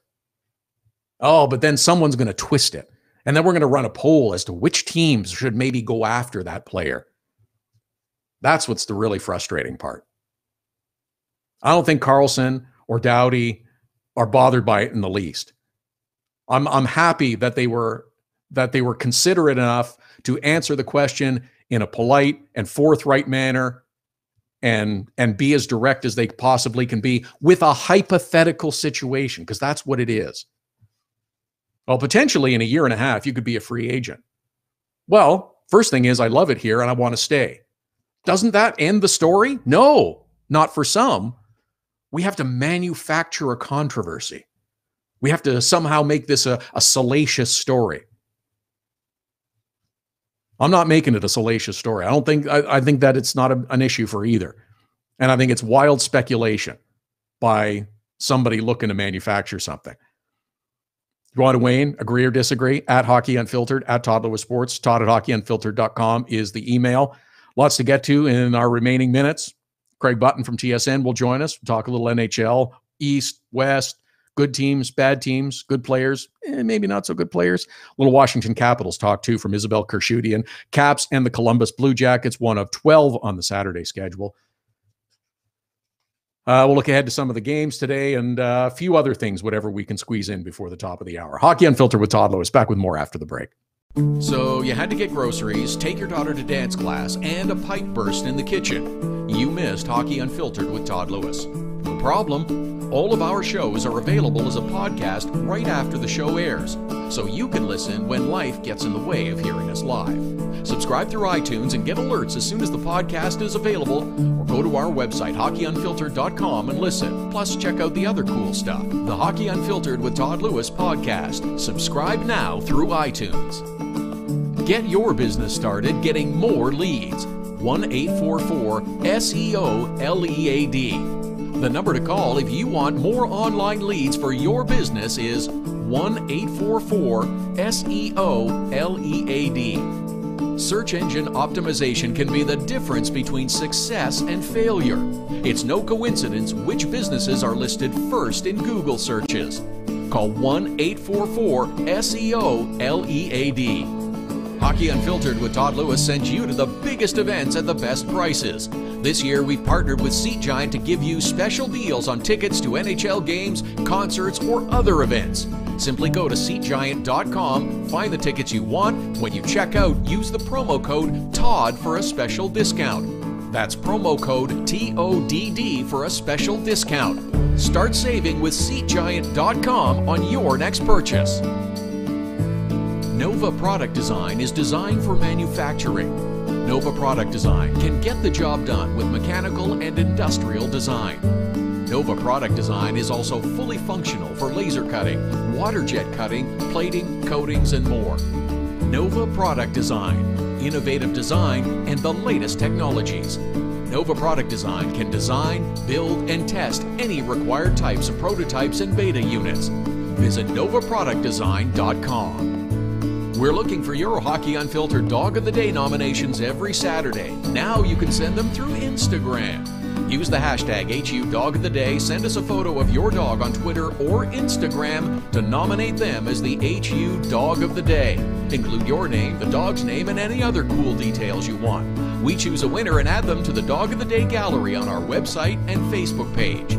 It's the Hockey Unfiltered Dog of the Day every Saturday. Hashtag HU Dog of the Day.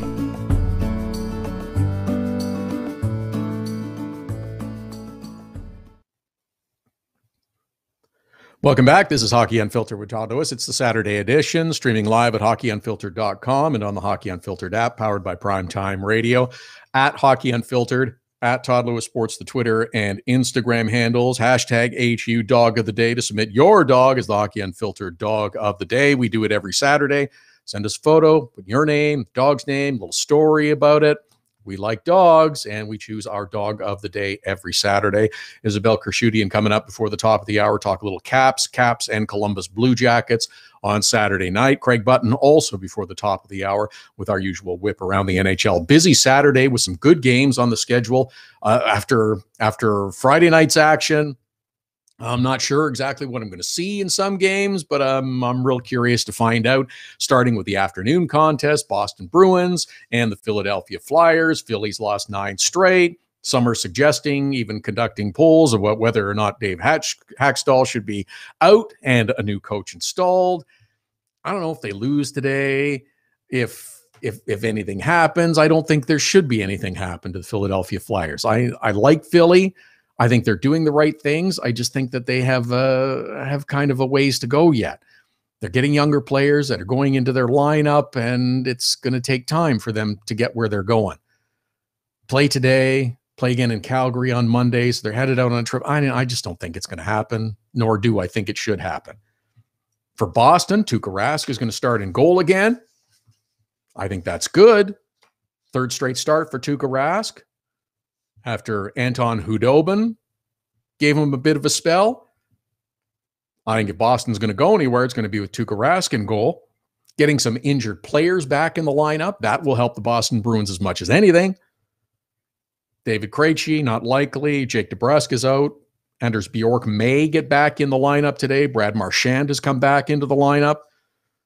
That was a beat-up Boston Bruins team. Beat up. St. Louis Blues, Minnesota Wild later on this evening. St. Louis Blues lost at home to the LA Kings on Friday. St. Louis has now lost back-to-back games. What? Yes, and they've fallen out of first place in the Central Division because the Winnipeg Jets have taken over. Come from behind victory by the Winnipeg Jets on Friday over the Vegas Golden Knights. How about those Winnipeg Jets? They are a good team. They've surprised me. Taken steps in the right direction. I wasn't sure about their goaltending. Wasn't sure if that Connor Hellebuck was going to be as good as he has been all year. I sure didn't think Steve Mason was the answer. But Connor Hellebuck has been great. They haven't taken nearly as many bad penalties. And how about those Winnipeg Jets? That's something else. Blues have lost back-to-back. Minnesota is only 1 point ahead of the Colorado Avalanche from the bottom of the Central. Ouch. I mean, that's a tough Central Division, but Minnesota, yes, they've been hammered by injury. Zach Parise is back skating, but he's not coming back anytime soon. He's still got a long way to go. What is with Minnesota? They've been disappointing this year. Toronto Maple Leafs and Vancouver, as I mentioned, Leafs are out west, finishing their swing through Western Canada, where they go into buildings in Calgary and in Edmonton, and half the building is cheering for the home team, and the other half of the building is cheering for the blue and white, which ticks off the local team. Maybe not as much as it does in Vancouver as some other places, though. The other part of it is because Toronto and Vancouver is a 4 p.m. local start time, as opposed to the 7 p.m. start time, which is fairly typical for Saturday night, especially in Canada and Hockey Night in Canada. And people in Vancouver are griping and bitching about it, as is usually the case. 4 o'clock? What is this with a 4 o'clock start on a Saturday for Hockey Night in Canada? How come we have to bend to accommodate Toronto? 5 or 6 million people in the Southern Ontario area. TV ratings matter. They drive it. Vancouver doesn't. Simple as that. So you can complain about the Leafs, but it's not them that's making the schedule. It's TV that is driving what time that game starts. They want the biggest possible audience. And Southern Ontario is the biggest base for the Maple Leafs, so that's why that game is starting at 4 p.m. That's who's responsible, and there's nothing wrong with that, because that earns you billions of dollars. Want to give up the TV money? That's fine.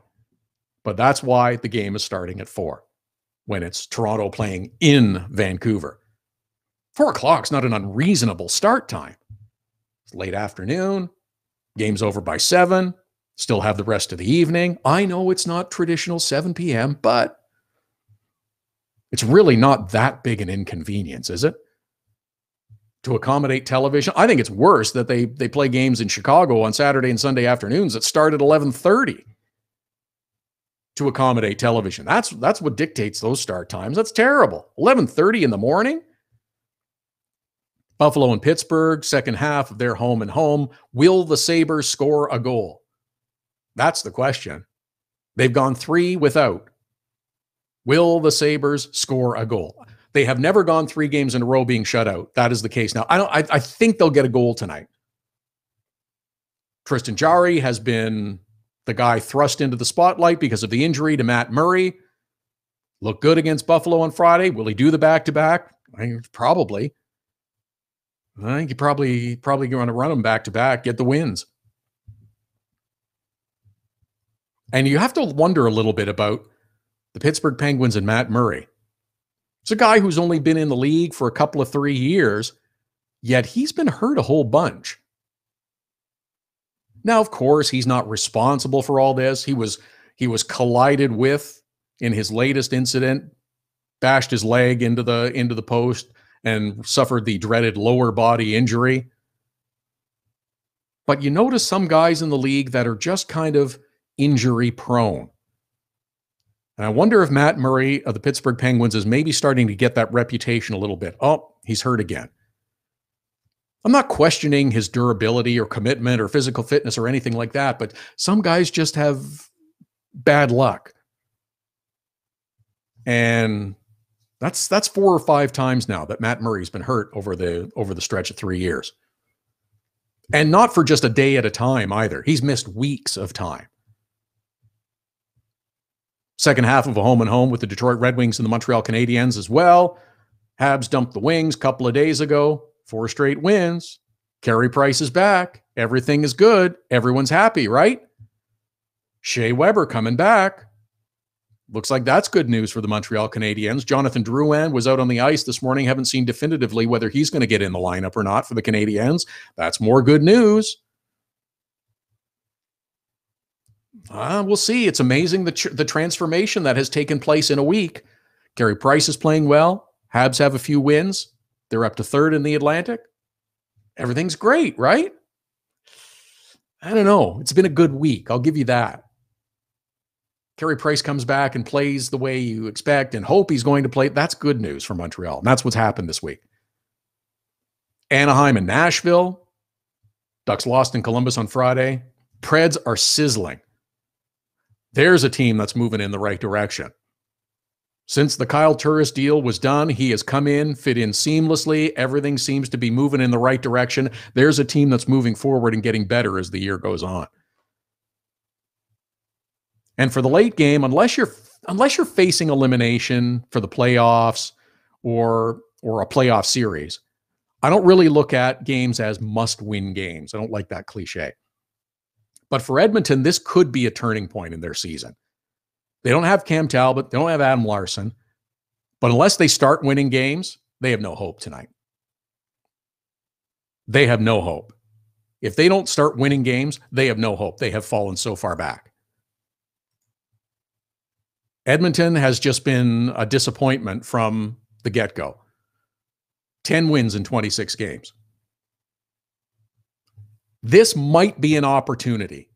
If they can defeat their provincial rivals, the Calgary Flames, the dreaded Battle of Alberta, it's a big deal. I mean, this is Rangers, Islanders, Leafs, Habs, Alberta with Edmonton and Calgary is the same kind of thing. LA and Anaheim, same kind of thing. If they can win, maybe that changes their fortune. It's only one win, but this could be a win that's significant enough that it starts to move them in the right direction. If they don't, well, then it's just another game of disappointment. At Hockey Unfiltered, at Todd Lewis Sports, Todd at hockeyunfiltered.com is the email. Last call for the HU Dog of the Day nominations. Hashtag HU Dog of the Day. Submit them to us. We choose a winner before the top of the hour. Before the top of the hour as well, Isabel Kershudian will join us. We'll talk Caps, and in our next segment, Craig Button from TSN with our usual NHL discussion all over the league. Hockey Unfiltered with Todd Lewis, back with more after the break. The best way to get set for the busy Saturday night of hockey is with Hockey Primetime. Beginning at 5 p.m. Eastern, host Connor McKenna whips you around the league for the latest stories and info leading up to the early game starts. Plus, he'll give his own spin on the biggest stories in the National Hockey League. Hockey Primetime with Connor McKenna. Sometimes serious, sometimes a little goofy, but always interesting. Listen live at hockeyprimetime.com, 5 p.m. Eastern every Saturday. Creativity and innovation are the hallmarks of Nova Product Design. Whether it's mechanical or industrial, cutting-edge technology and a commitment to excellence make Nova Product Design the company to choose. Prototypes and beta units are a Nova Product Design specialty. Striving for revolutionary new ideas and methods keep Nova Product Design at the forefront of innovation. Visit novaproductdesign.com and learn more. Hockey Unfiltered with Todd Lewis sends you to the biggest events at the best prices.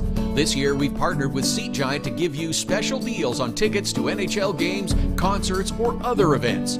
Simply go to SeatGiant.com, find the tickets you want. When you check out, use the promo code TODD for a special discount.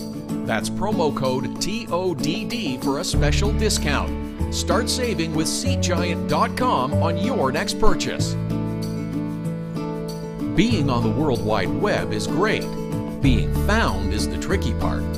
1-844-SEO-LEAD. Search engine optimization is the only way your business can get a leg up on the competition. 1-844-SEO-LEAD. For the necessary tools to make your business stand out in a crowded marketplace, 1-844-SEO-LEAD. Now it's even easier to nominate your dog as the Hockey Unfiltered Dog of the Day. We do it every Saturday. Send us a photo on Twitter or now on Instagram with the hashtag HU Dog of the Day. We choose a winner every Saturday. That's simple. Now on Instagram or Twitter, send us the photo using the hashtag HU Dog of the Day, and your dog could be the one added to our gallery on the website and Facebook page. It's the Hockey Unfiltered Dog of the Day every Saturday.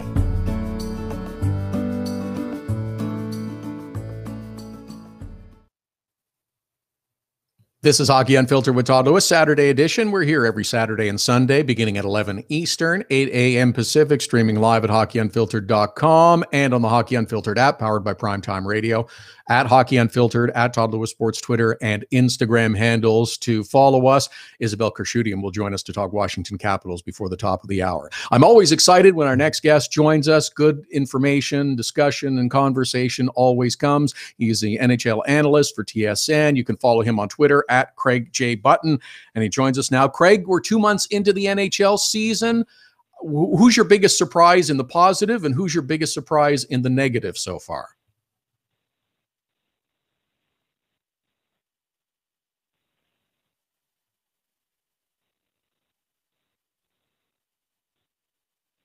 Sounds like we lost Craig. Are you with me, Craig?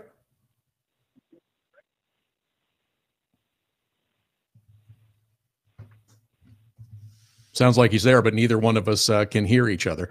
Are you there, Craig? Hello? Hello. Hi, Craig. It's Hello? Todd. Can you hear me, Craig? I don't hear anything. I only heard somebody to say. I think we've lost Craig, so that's a shame. But it's been an interesting season so far in the National Hockey League with surprises. As I mentioned, was asking Craig who his biggest surprise has been 2 months in terms of the positive, and 2 months in terms of the negative.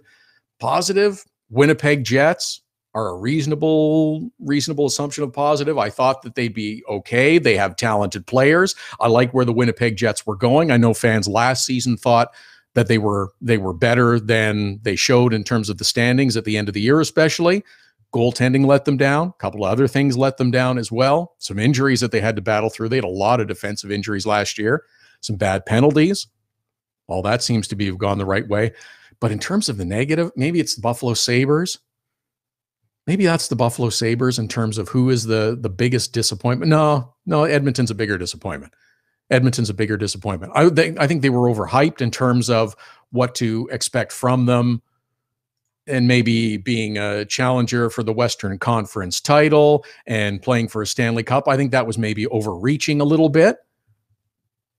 But those would probably be my two right now in terms of biggest disappointment Edmonton Oilers. They're a playoff team. They should be. They should be a playoff team. They have enough talent to be a playoff team, especially in that division. But they haven't shown that.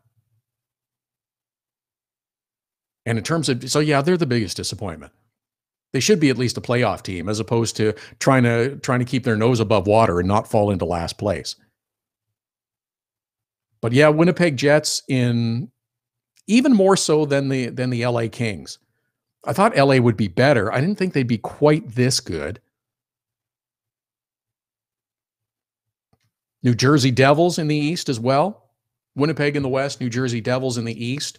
You knew Columbus was going to be good. Islanders are good, but they're not leaps and bounds better than you expected. I didn't expect New Jersey to be a playoff team. But in terms of right now, that's what I would expect. But the young players that they have brought into the lineup, the speed that they brought into the New Jersey Devils lineup, and the trade that was just made for Sami Vatanen to come in and be another right-shot defenseman on the New Jersey Devils blue line. Adam Henrique, a good player, been a solid member of the New Jersey Devils for a number of years, but not a pillar cornerstone going forward necessarily. I don't want to say he was expendable, but he was a price that you were willing to pay to bring in that defenseman who was going to be with your team for a number of years going ahead, because both of them have contract stability. It serves a need, it serves a purpose for the Anaheim Ducks, who have been absolutely plastered with injuries, that they get some immediate help. And then hopefully when their lineup starts to get back and healthy again, the Anaheim Ducks can start to climb out of their difficult situation in the Western Conference, which has them just ahead of the Edmonton Oilers. But they're a few points ahead, playing in the Pacific Division. They have a path that I could see working for them. Edmonton hasn't given me reason for optimism, even with Connor McDavid, even with Leon Draisaitl, and especially now with injuries to Adam Larson. Cam Talbot's going to be out for a while. Those would be my biggest disappointments in both the East and in the Western Conference. But New Jersey, they've just continued to surprise me. Their speed, their skill. Taylor Hall's having a fantastic year. He's having the year this year I thought he would have last year, but it took him a year to get his head around being a member of the New Jersey Devils instead of part of the Edmonton Oilers. And it didn't help that he came into the league, was thought to be the savior, and just when Edmonton is starting to get good, he's the one that gets shipped east. So that's an adjustment. But I like the New York Islanders too. They are a surprising team. Surprising in the sense that they score a bunch of goals. Frustrating that they didn't score enough goals last night. It would have been nice. You think you score 5, that's going to be enough. But that was a weird game against the Ottawa Senators. A really weird game against the Ottawa Senators last night. Ottawa comes in, haven't won in 7 games. They jump out to a 2-0 lead. And I'm watching and I'm figuring, okay, this is going to be Ottawa's game. They'll find a way to snap this losing skid. Maybe Erik Karlsson picks up a point or two. Everything's okay. They start to move back in the right direction. It was inevitable that the New York Islanders would lose a game at home in regulation at some point. But maybe this is it. However, once the Ottawa Senators go up 2-0, the Islanders wake up and they start scoring and they take the lead. Goes back and forth. I was really wondering about the move that Guy Boucher made to pull Craig Anderson. It's like, okay, that's 5, and now you're pulling him out? Good call. He still thought that the game was winnable at that point. I was a little surprised and didn't really understand the decision, but it proved to be the right one because another goal didn't go in. Mike Condon came in, and he was under attack in the late going.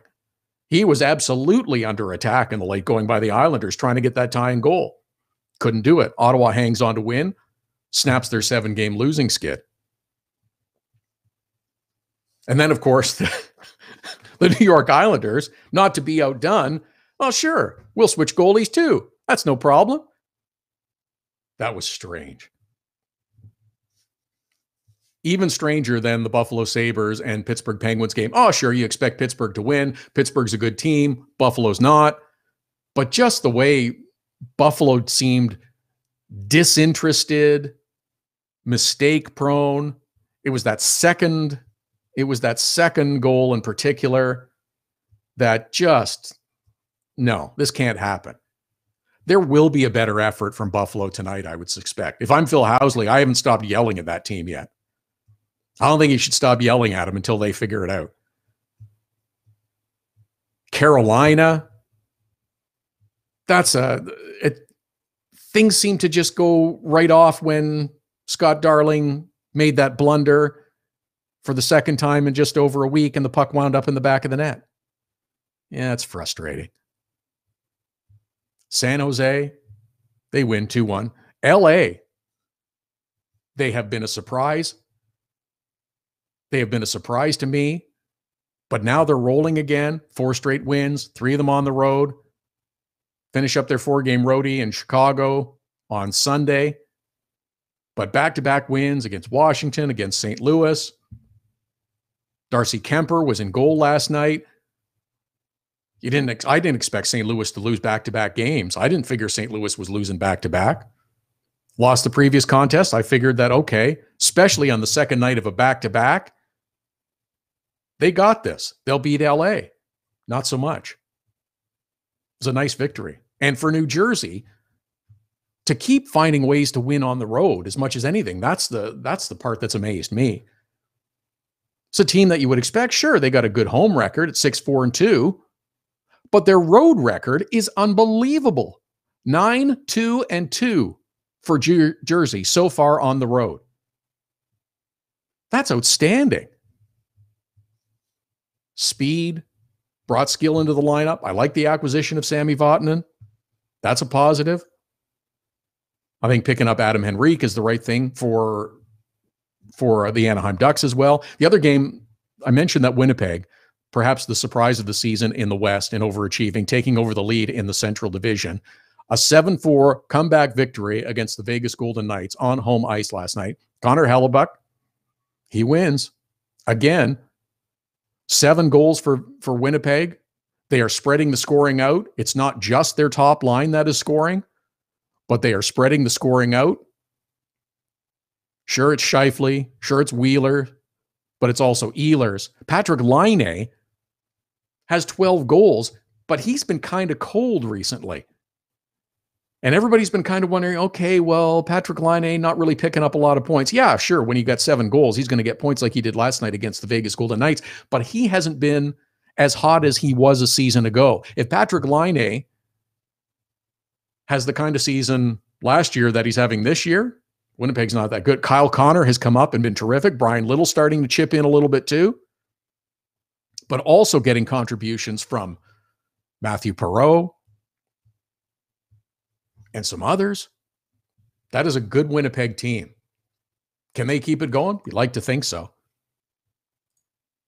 But they are perhaps the biggest surprise in the West, even bigger than LA for me. I had expectations for LA, thought they might come up a little short, thought Winnipeg would too, but Winnipeg's the bigger surprise for me. Our apologies for not being able to reconnect with Craig Button. We're having difficulty with the phone system. We apologize for that. We will endeavor to get him back soon when we can. We are hoping to connect with Isabel Kershudian in the final segment of the day to talk Washington Capitals and their game this evening against the Columbus Blue Jackets. Good game. Washington's lost a couple. They lost to LA. There's a team that needs to keep and start winning as well. But Columbus, nice home victory at Nationwide against the Anaheim Ducks last night. At Hockey Unfiltered, at Todd Lewis Sports, Twitter and Instagram handles. Todd at hockeyunfiltered.com is the email. Back with our final segment for the Saturday program right after the break. There's special savings for Hockey Unfiltered listeners with our new ticket partner, Seat Giant. And Canadian fans can also purchase in Canadian dollars.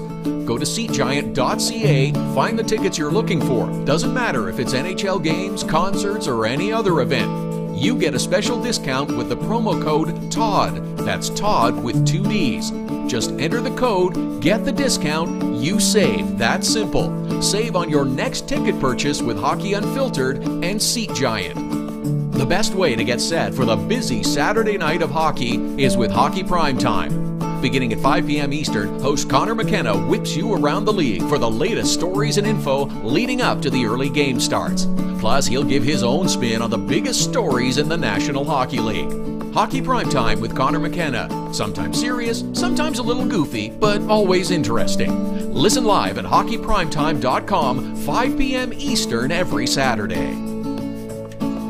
Search engine optimization is the key to success for your online business. It can be the key to success for any business. 1-844-SEO-LEAD is the number to call to get your business at the top of all searches. An official partner of Google, they have the tools necessary to make your business the one people notice first. 1-844-SEO-LEAD. Now you can nominate your dog or any dog you love as the Hockey Unfiltered Dog of the Day through Instagram. Every Saturday, Hockey Unfiltered with Todd Lewis will take your nominations for the Dog of the Day. Use the hashtag #HUDogoftheDay. Send us a photo with the dog on Twitter or Instagram to nominate your dog. We choose a winner at the end of the show, and your dog will be recognized in the HU Dog of the Day gallery on our website and Facebook page. Hashtag #HUDogoftheDay. Creativity and innovation are the hallmarks of Nova Product Design. Whether it's mechanical or industrial, cutting-edge technology and a commitment to excellence make Nova Product Design the company to choose. Prototypes and beta units are a Nova Product Design specialty.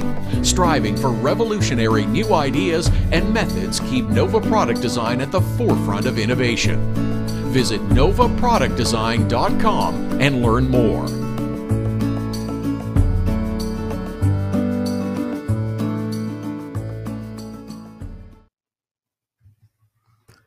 Welcome back. This is Hockey Unfiltered with Todd Lewis, Saturday edition. Here Saturdays and Sundays, 11 Eastern, 8 a.m. Pacific, at Hockey Unfiltered, at Todd Lewis Sports, Twitter and Instagram handles.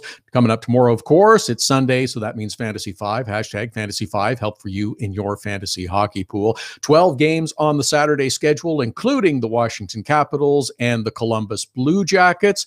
Coming up from, they changed the name. It's not Verizon Center anymore. Isabel Kershudian covers the Caps for the Post, and you can follow her on Twitter at iKershudian. What's the new name of the building in Washington? I'm gapping, Isabel. Can you remember? Tell me, please. Yeah, it's Capital One Arena.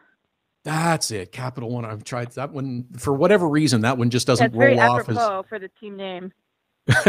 Yeah, that's very true, and I can understand why they would want that association. It just doesn't roll off quite as smoothly and easily for me as Verizon Center yet. Capital One Arena, where the Capitals would like to get a victory tonight after losing their last home contest to the LA Kings. Braden Holtby, did I see, is starting tonight for the Capitals? He is, yeah, against the great Sergei Bobrovsky, 2 Vezina finalists from last year. This could be a 1-0 game in a shootout, don't you think?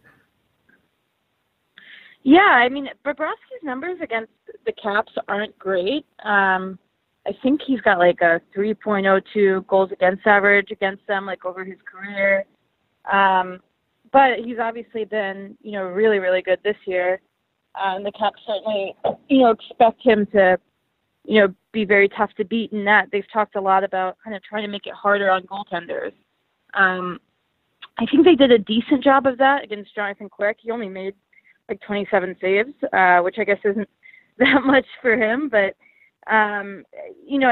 they've kind of been trying to get more shots from defensemen and, then tip those. They know, it's pretty rare to see a goal go in clean anymore. So they're trying to do some different things, get to the net a little bit more and make it tougher. And, as far as Holtby goes, he's been kind of carrying this team for a lot of the start of the season when they've had some struggles, especially on, defense. So, yeah, I expect it to be a good goalie duel, but I've kind of watched for that before, and it's been the opposite. So we'll see what happens.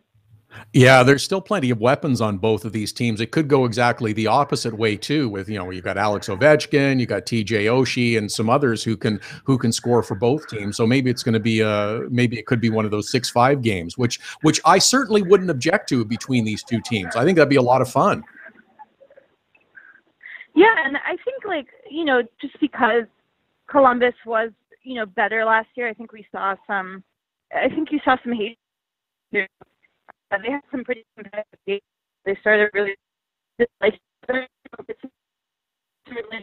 the matchups were a lot more intense last year. It felt like Capitals were going to break that long winning streak that the Blue Jackets had last year. I think the game was like 5-0. So it's a really good litmus test.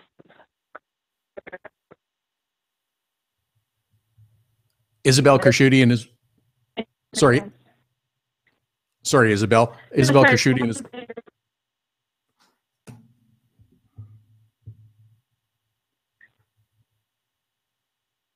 Are you with me, Isabelle? Hello? Hi, Isabelle. You're still with me?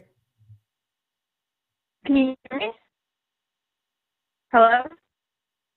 I think we've lost Isabelle. No, we've lost Isabelle in the connection again. Our apologies for this, the growing pains and the difficulty that we're having with this phone system this week, especially. It's been a bit of a trouble spot for us, and we apologize for the difficulty that we're having with Isabelle Kershudian in this segment and not being able to connect to Craig Button in the last segment. But it's an intriguing matchup, and as Isabelle was alluding to there, the rivalry, hatred, whatever phrase you want to use, that has grown between the Washington Capitals and the Columbus Blue Jackets, with the Columbus Blue Jackets taking such a significant step forward in their development last year that they can come into Capital One Arena, as it is now known, and really put up a lot of weapons to battle fairly with the Washington Capitals. It had been pretty one-sided for a while, but now with the changes to the Capitals roster in the offseason, the power balance may be shifting somewhat. And this could be one of those games, as we talked about, that is a 1-0 kind of game with Sergei Bobrovsky, who's been outstanding. Braden Holtby, who hasn't been quite as strong this season as Bobrovsky and some others, but as we've seen demonstrated in the past, he gets up for big games. He can perform as well. This could be one of those 1-0. I hope it's not. I hope it's another game where you've got Alex Ovechkin, maybe TJ Oshie and some of the others going for the Washington Capitals. Maybe this is the night that Artemi Panarin for the Columbus Blue Jackets decides, okay, I'll show you my stuff and show you what I've got. We've seen what Josh Anderson has done for the Blue Jackets. He's the only Blue Jacket player who is in double digits in terms of goal scoring. It's the only player with 10. Everybody else is below 10. That's a surprise. But there is offensive potential.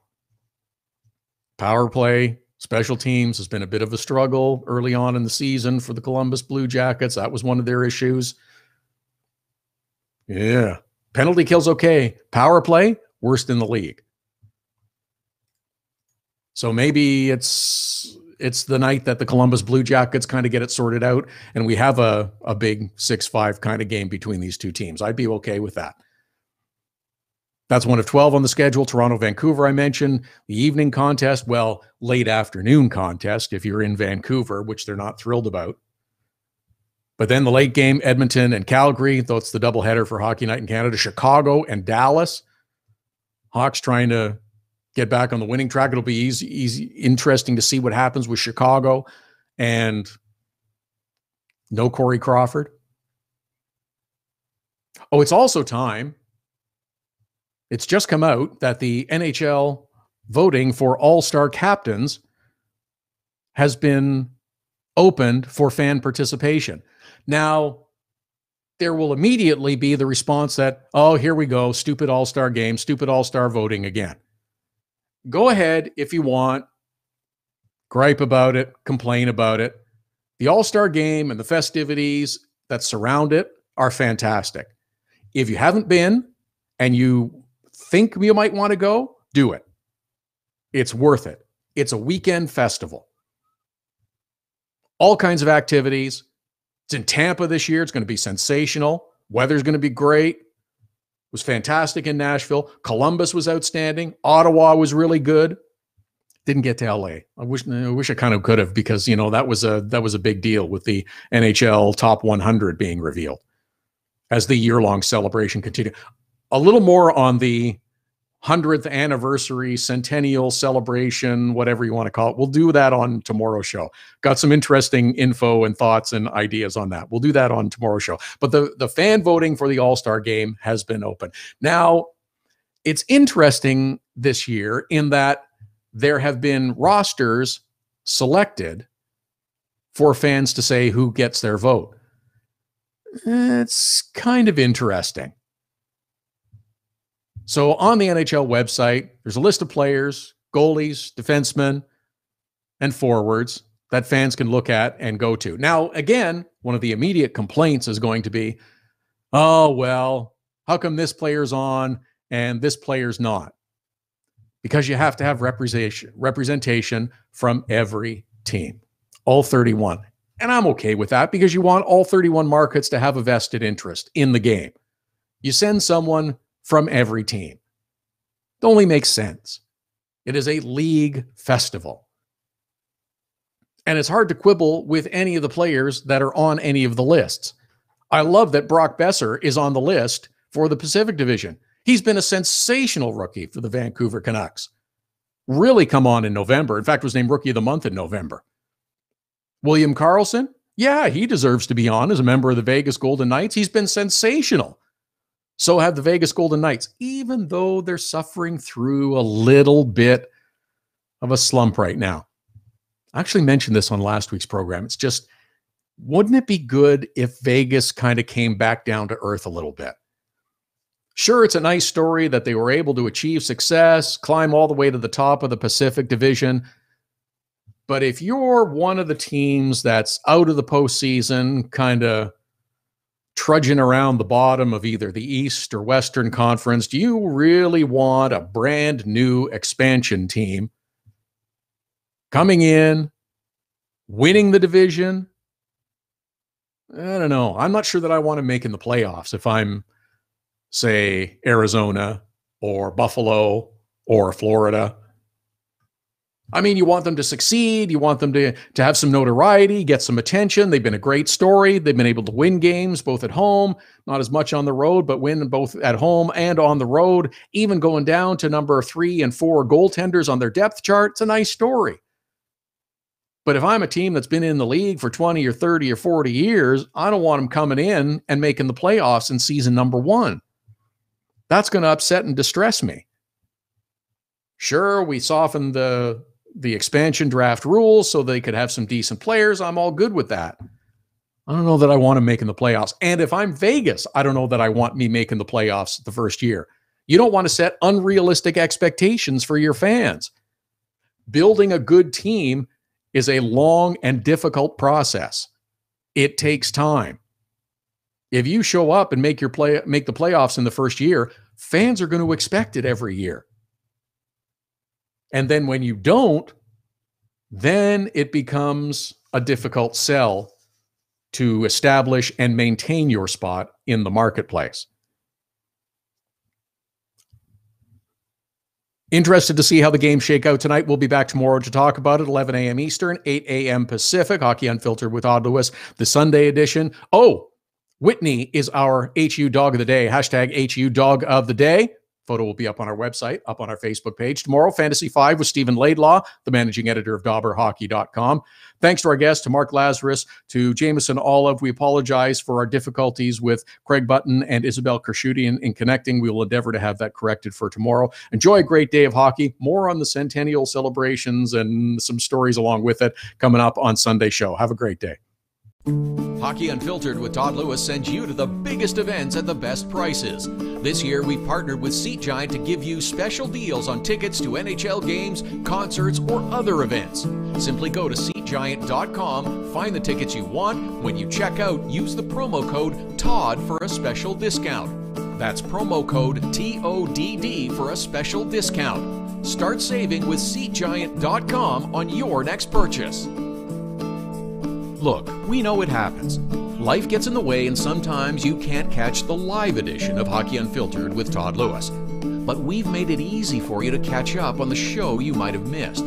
Hockey Unfiltered with Todd Lewis is available as a podcast on iTunes, iHeartRadio, and Blog Talk Radio. You don't want to miss an episode. If you missed the live show, check out the podcast. Don't miss any shows. There's a test coming up later. Subscribe now. Get your business started getting more leads. 1-844-SEO-LEAD. The number to call if you want more online leads for your business is 1-844-SEO-LEAD. Search engine optimization can be the difference between success and failure. It's no coincidence which businesses are listed first in Google searches. Call 1-844-SEO-LEAD.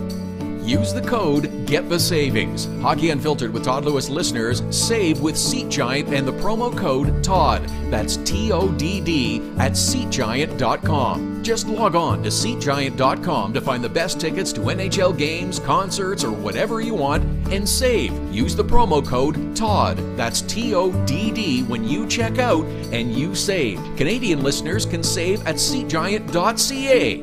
That's SeatGiant.com and .ca. Cutting-edge design for manufacturing, Nova Product Design. Industrial design, mechanical engineering and design. Nova Product Design provides experienced design for parts and assemblies, manufacturing, assembly, and serviceability. From plastic parts to sheet metal forming, mold and tool design, injection molding, and more. Nova Product Design. Visit novaproductdesign.com to learn more.